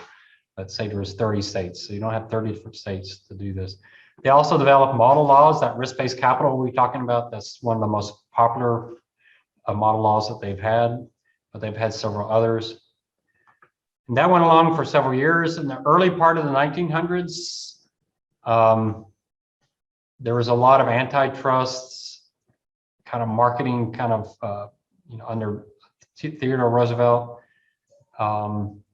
And because of that, regulation just mushroomed dramatically in the United States for insurance and for everybody else. And so the states really built this incredible infrastructure to regulate pricing, to regulate market conduct, all kinds of rules came into place. And so the states are there. They've got a lot invested in regulating insurance companies. And in 1944, the US government sued these group of underwriters and told them they're violating the antitrust rules of the United States federal government, because these underwriters were getting together, collecting pricing data and sharing it with all the companies, and that looked like collusion. The federal government says that's collusion, that's antitrust, you can't do that. Southeastern underwriters said, hey, jump in a lake, we're not interstate commerce, we don't care what the US government says. Now you notice what the first case was. It was a state versus an individual. Here we have the US government versus an entity. So it's a little bit different. And what did the Supreme Court say? They said insurance is commerce, which makes perfect sense to me. Well, now we got a problem. All the infrastructures at the state level, there's no infrastructure at the federal government. What are we going to do? So this is something, if you're interviewing for jobs, I would go read a little bit up on McCarran-Ferguson. It's still the law of the land, it's still in place. And what the federal government said real quickly, essentially what they had right here was insurance companies in the United States completely unregulated. The states can't regulate anymore. There's no infrastructure at the national level. So they had to move fast. So Congress can move fast if they have to. They passed this law and they said, you're absolutely right. We're not allowed, the states are not allowed to regulate insurance. It's Congress's responsibility, but there's nothing in the Constitution that doesn't say we can't hire someone to do this for us. And so guess whom they hired? They hired the states. How did they hire them? How did they pay them? They said, states, we're going to let you keep collecting those premium taxes you've been collecting, and that's your compensation for working for us. And they said, fine, we'll keep doing that. So that was the law they passed. So it just kept everything in place. Really nothing changed whatsoever. Now, when I started my career at UTSA, probably 7 years in, so somewhere around the early 90s, Congress passed the law to overturn McCarran-Ferguson. It needed some revisions. It was like going to be done. There was no question it's going to be done. The NEIC started panicking. We all started panicking. What does this mean? We're all trying to figure it out. And then they got distracted and they never finalized it, and it never got officially passed. So it didn't happen. It was like a done deal. I really thought it was going to be a done deal. The USAA CEO wanted an optional federal charter. USA was somewhat alone with that. The CEO essentially told his chief legal guy, you either get me a federal charter or your replacement will. It's essentially the way he told the guys. So it was like, this is your number one job. And then that CEO left, and I don't know what his replacement was thinking about doing that. Other insurers don't want a federal charter. They want to stick with the state charter. Essentially, they said, let's stick with the ugly we know and not risk the ugly we don't know. They knew it was going to be bad either way, but at least we know the states, we know what we're dealing with, we've figured out how to handle it, let's stick with that. So that's the general topic. And what they're worried about is the states would keep the regulation that they do really badly, and the federal government would pick up the regulation they do really badly, and we'll end up with the worst of both. Small insurers love state regulation. Now, what about the Affordable Care Act? So I remember watching President Obama on TV talking about McCarran-Ferguson, right? He was mentioning McCarran-Ferguson by name, and he essentially says, there's this law that Congress passed that essentially lets insurance companies get around antitrust.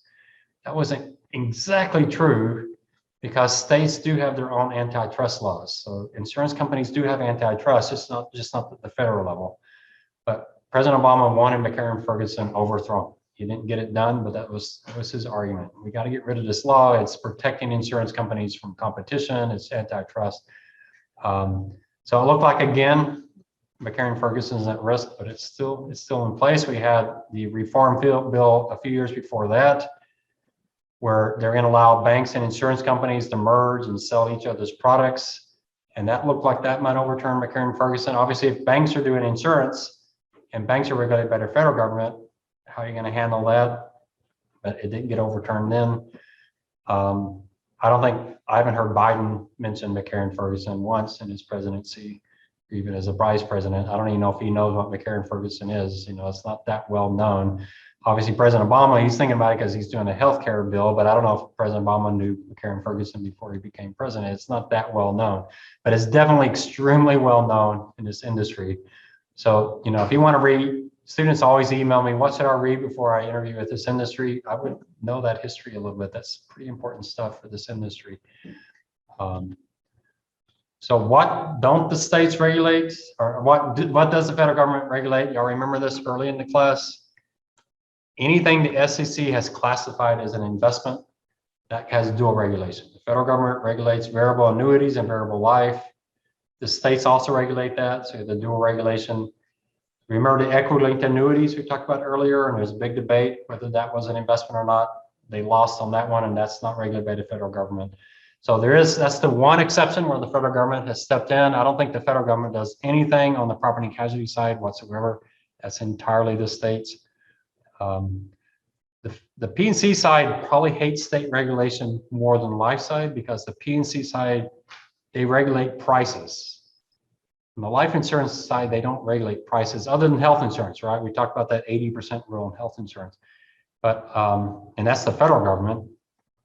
But states don't really regulate prices on the life insurance side, but the P&C side, it's especially auto insurance, it's a huge issue. Why do you regulate? Well, the big argument here is insurance companies and banks as well, they don't borrow money from bond markets, they borrow money from their policyholders. Bond investors are very sophisticated. They can take care of themselves. They can manage that risk. But policyholders don't really monitor the financial strength of the companies they buy insurance from. So essentially what the regulators say is, we need to step in like those sophisticated bondholders on behalf of the policyholders and make sure these companies are not taking unusual risk with these people's money. So I'm going to skip down here. You can read through some of those. What do they regulate? Initially, all they looked at was solvency. They want to make sure if you're in the insurance business, you're not going to go out of business. We don't care how much you charge. If you overcharge, that's your choice. It's a competitive market. If you undercharge, that's what we worry about. We don't want you charging too little. So initially, it was all about solvency. Then in the early 1900s, it became market conduct. How do you treat your customers? And a lot of this was on the life insurance side, churning and twisting we talked about earlier, getting people to switch policies just so you can get that new commission. Twisting, that's a really kind of a unique way of talking about lying. We talked about those vanishing premium products before, saying, hey, you buy this product, after 20 years, you won't have to pay your premium anymore. They didn't mention that that depends on interest rates staying as high as they are today. You've already seen you may not remember my much, I don't know, I guess I didn't quite explode on equivalent annuities, but I wasn't real positive on them. You can definitely make the argument these are being sold very poorly. So they have a lot of rules about disclosure, what you have to say. A lot of states have started this look back. Maybe 10 days, maybe 30 days, where they say, you know, life insurance is so complicated.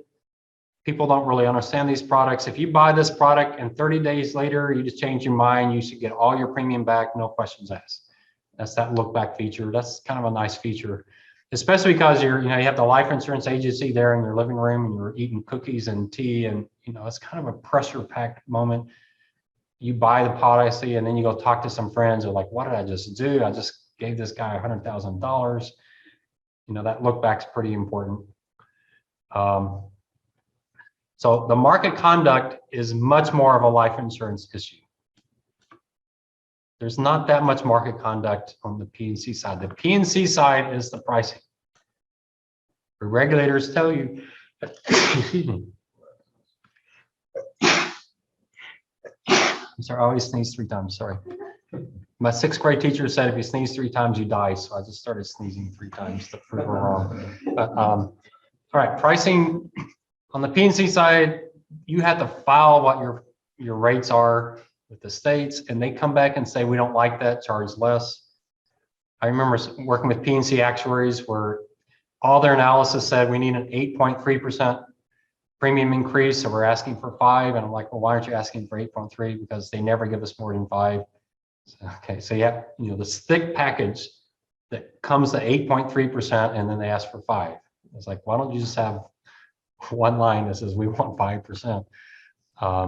So they should be asking for adequacy, but it's like no one cares about adequacy anymore, that you're charging enough. Instead, they're focused on this not excessive.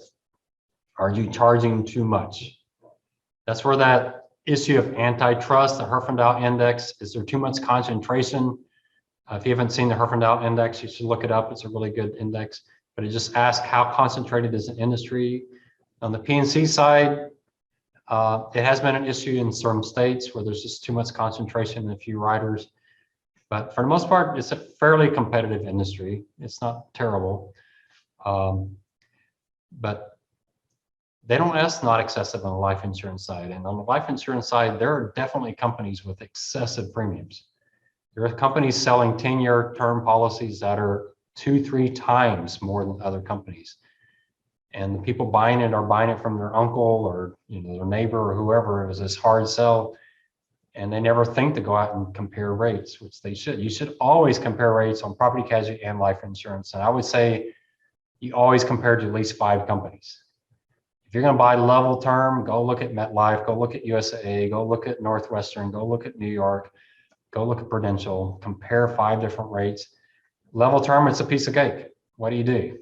10-year level term, what would be your decision criteria? Cheapest premium, right? Not hard. What if you're buying an annuity? You go to 5 companies, pretty easy to do. One's going to pay you $600 a month until you die. One's going to pay you $800 a month until you die. Which would you go with? I go with $800 a month until I die. It's pretty simple. Equity-linked annuity, what do? You go hire 5 actuaries, you build this model.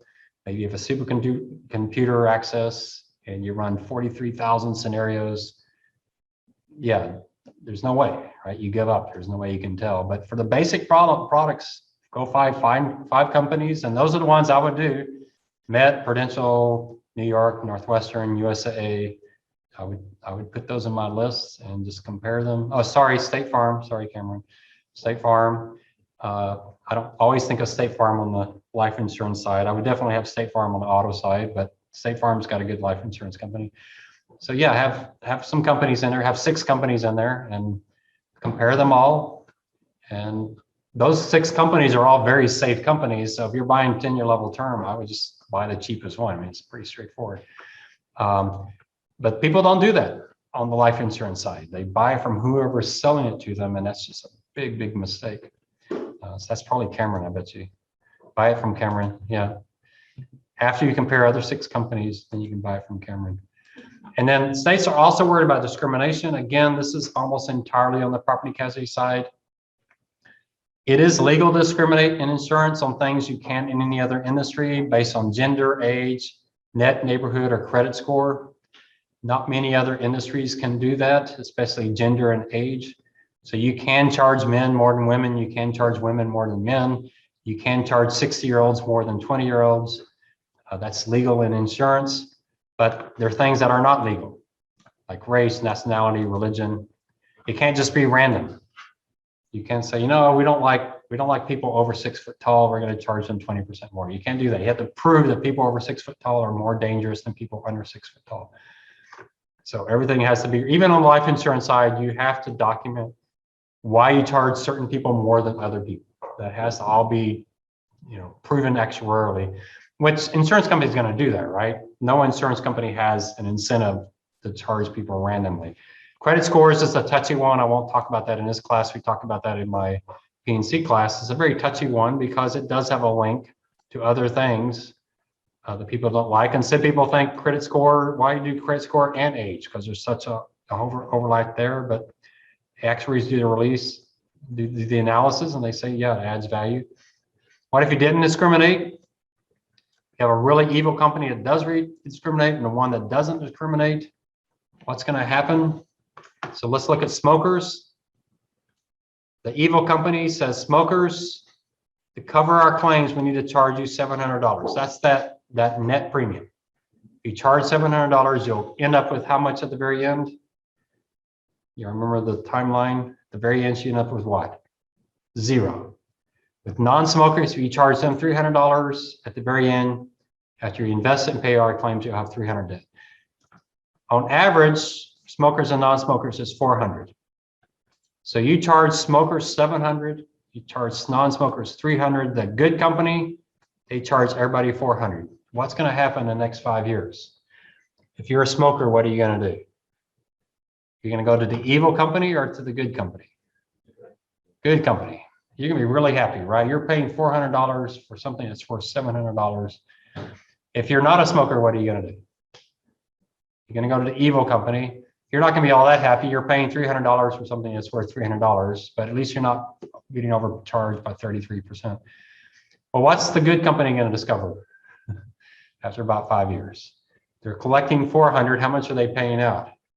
$700. They're going to go out of business. And all their actuaries are going to be, wow, what's going on? Man, why are we getting such high claims? We should only need $400. I don't get it. The evil company doesn't really care, right? They're getting $300. They're paying him $300. Maybe they'll get an occasional smoker, but even then they don't care because they'll get $700, pay $700. So they're going to increase their prices. Eventually, what are they going to increase their prices to? If they're only getting smokers, eventually, what is their price going to be? $700. And it's probably going to have to be more than $700, right? Because they've lost all this money. So now they have to charge $800. Now what do the smokers do? They're going to go to the evil company. In 10 years, what's going to happen? Good company goes out of business. Evil company is going to have 100%. It's impossible not to discriminate. Absolutely impossible. Once an actuary finds something and they start pricing like this is going to be the outcome. That's what happened with the credit scores. Once you discover it, every company has to do it. You can't say, hey, we don't do that kind of thing. So what's the only way to not do this is to make it illegal for this company to charge based on smoker and non-smoker.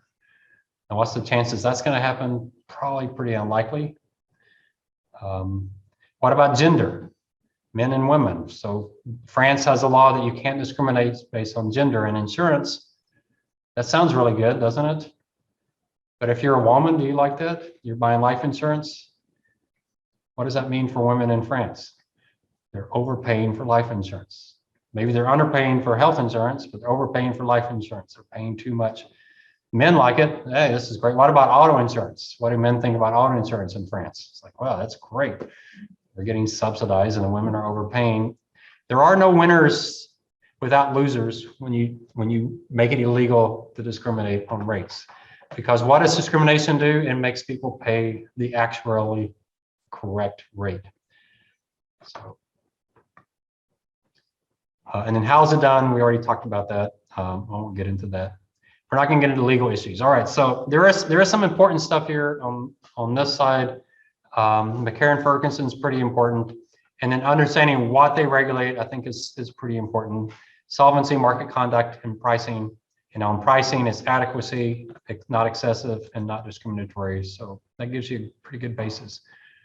So, all right, the last thing I want to do, we didn't finish the legal side, but you can read through that. It's not all that major. If you take my P&C class, I do cover that a little bit.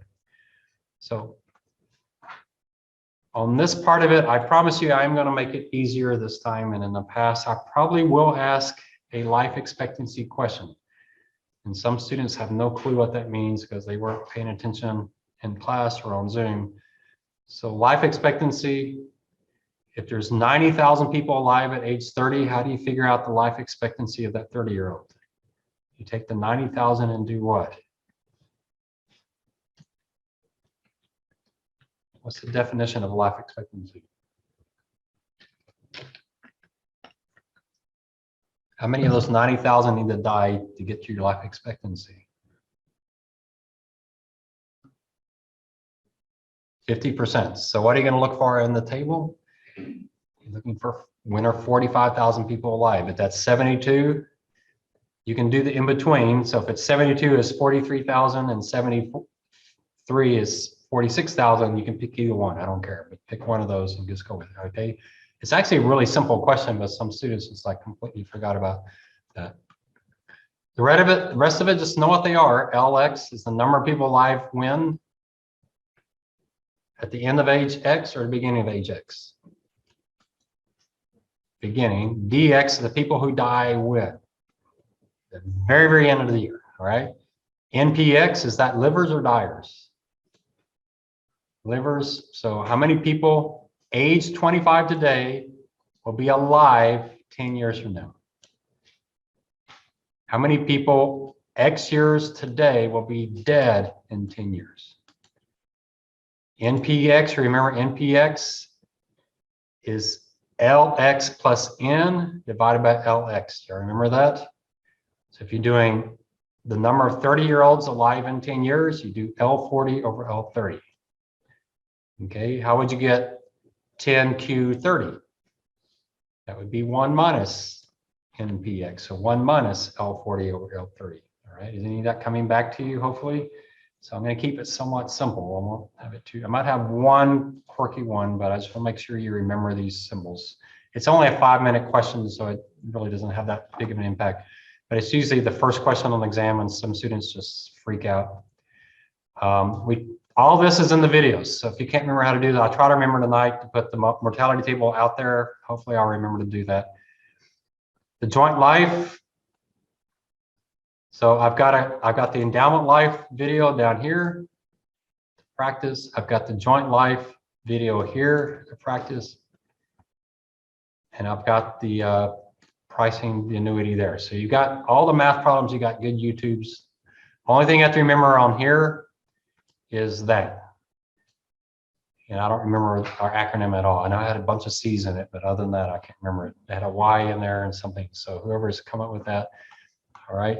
So the only question we have left is that I have decided to make this open book due at the beginning of the exam, all right? So you can start writing that one now. So the question is, how do you write it? All right, so this will be due at whenever, 7 o'clock on December 7th. So this is due next Tuesday at 7 p.m. So if you go into the notes, But I still have to ask a question. go ahead. Okay, can you explain like the timing of all the different products? Like how many times do you pay a premium on all of them, and like when the claim setting, like the difference between all of them? All right, so we're essentially assuming annual premiums, right? Not monthly premiums. Let me find the mortality table. Man, it's been a while since we've done it. So the premiums get paid when? Annually, but when? Starting when you buy the policy. At the beginning of the year, because the livers pay it. And the livers are at the beginning of the year. All right? Claims are paid when? If it's a death claim, so beginning of the year, end of the year. End of the year because you die right at the end of the year. The exception is if you're paying livers, like an annuity. When do you pay them? It has to be at the beginning of the year, right? So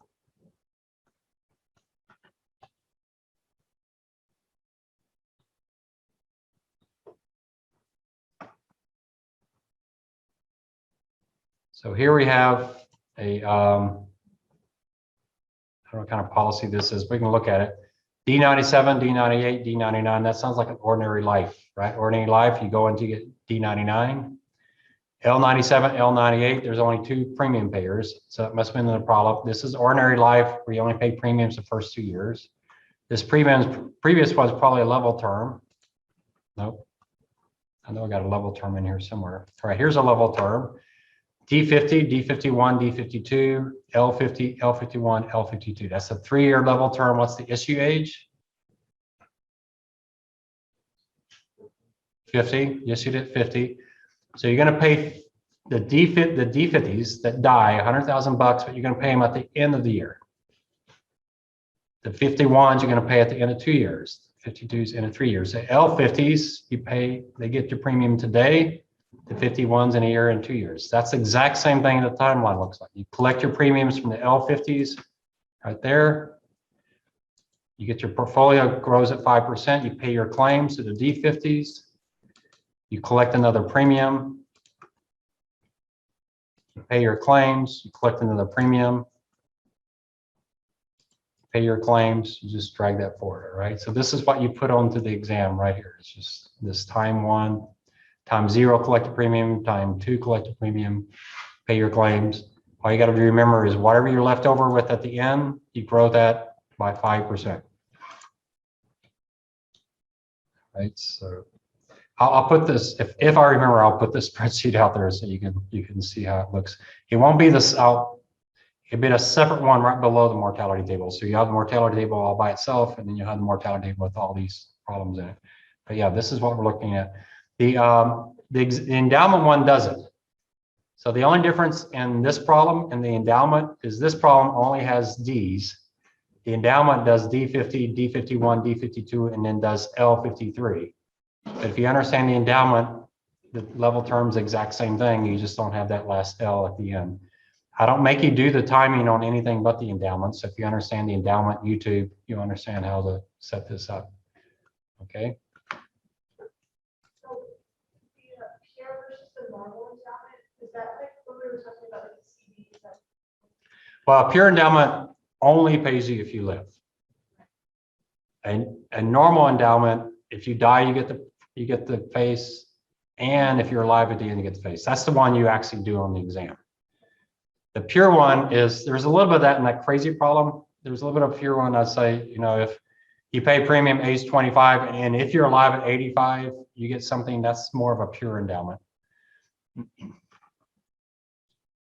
All right, anything else until we get to this question? This is a big question, right? 10 minutes. So it's a big question. Unless is this the one I changed? I can't remember. Here's one of these that didn't add up to 75. I can't remember. I changed one of these. I think this is correct now. So you get into the class notes. Let me just show you what you're actually putting into your own words.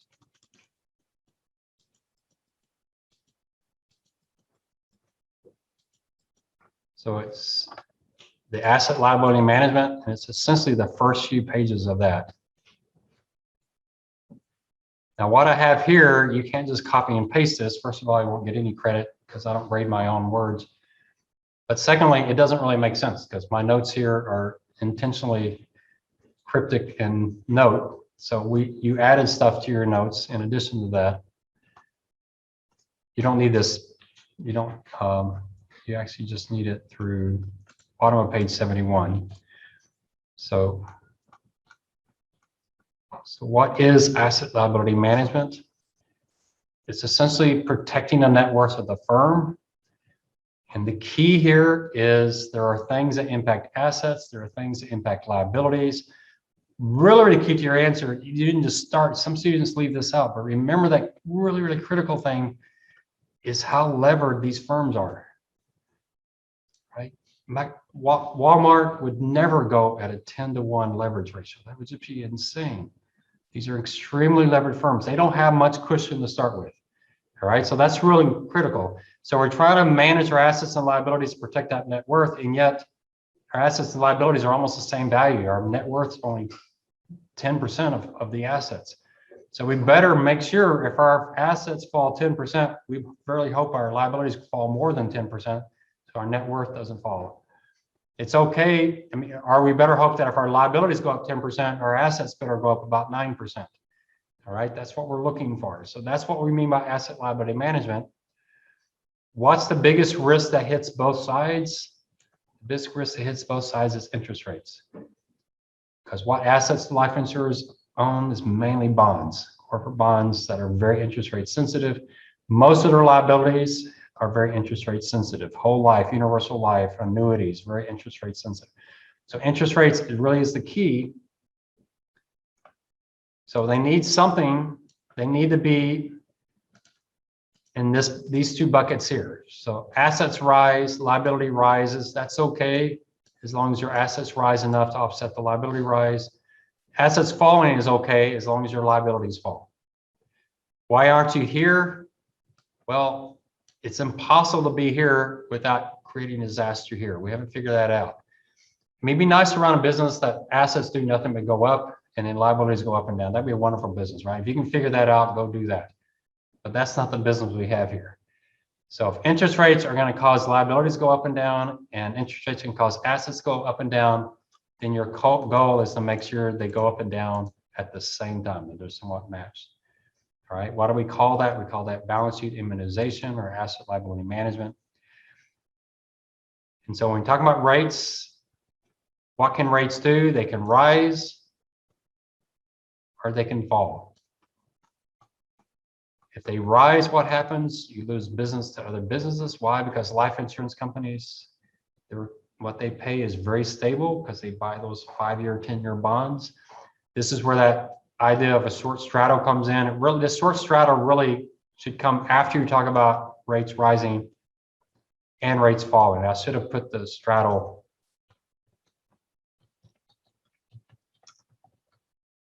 Because why are we talking about the straddle? Insurance companies, rates rise a bunch, they lose because you get disintermediation risk. If rates fall a bunch, they lose because they have those guaranteed minimums.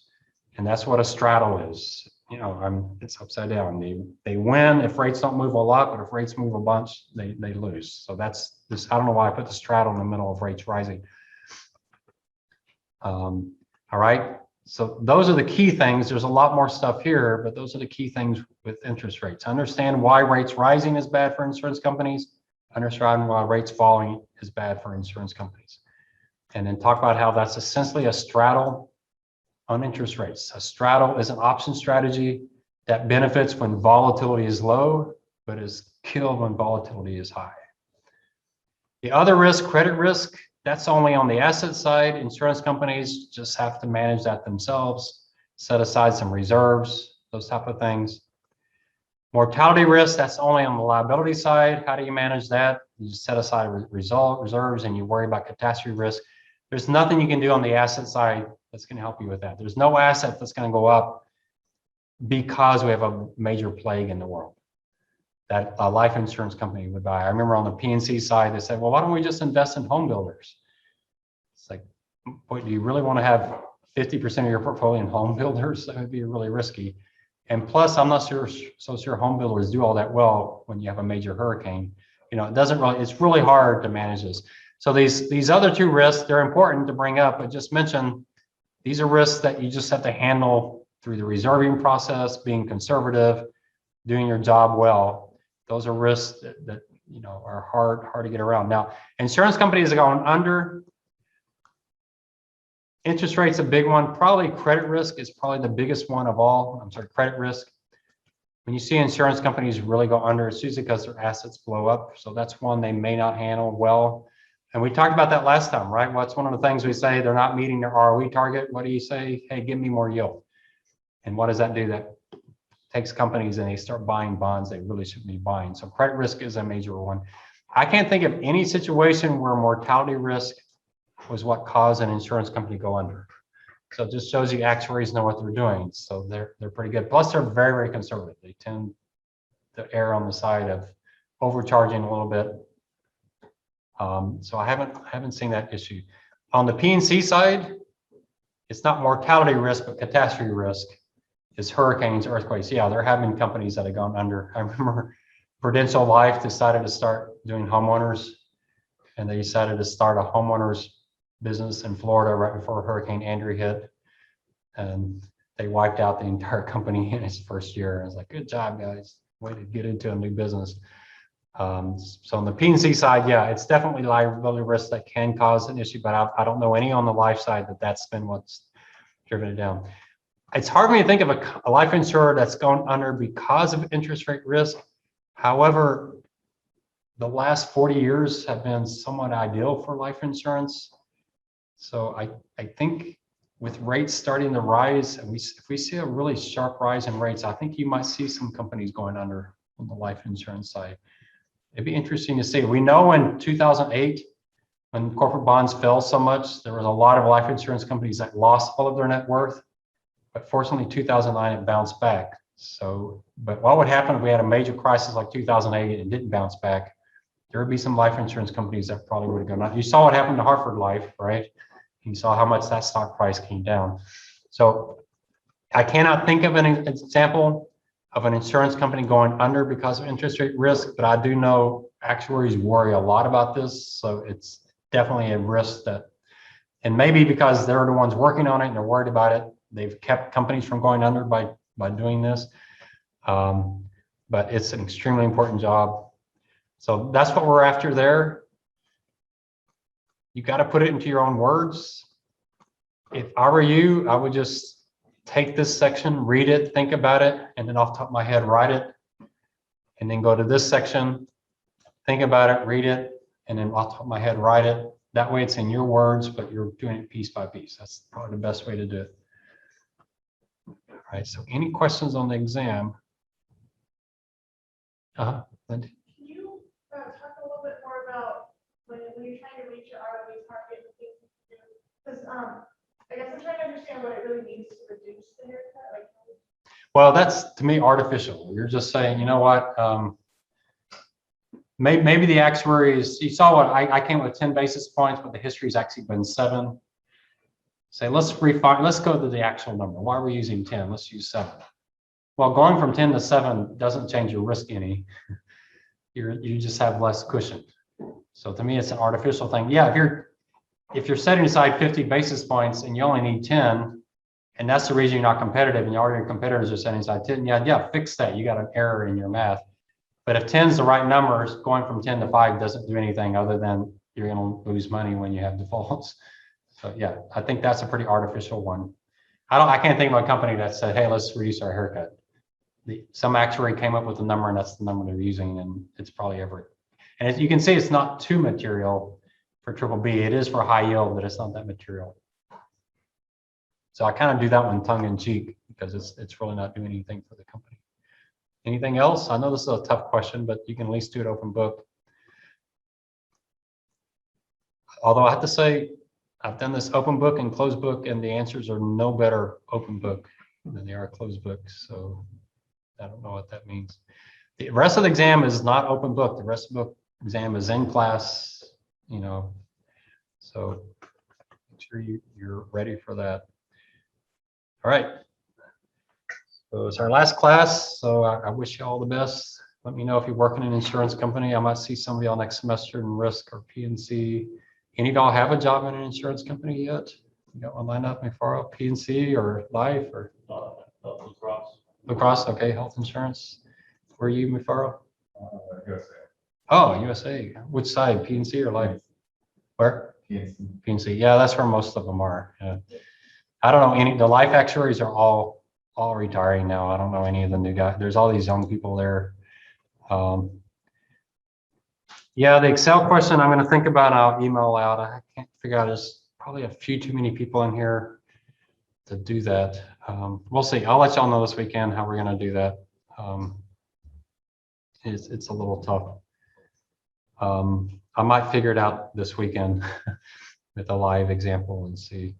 So, if you have strong opinions on that, email me your strong opinions in a real short email, and I'll take that in consideration.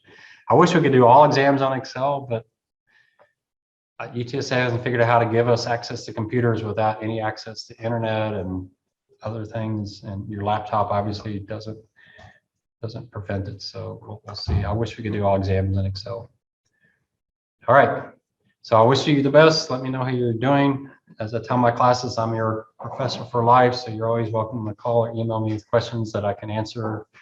I won't be able to answer any Farrell's question. I'm not an actuary, but I might be able to introduce you some actuaries when you're there. So there's some former UTSA students in P&C actuary that I wonder how they're doing. So, all right, so that's it. I'll see y'all in the exam.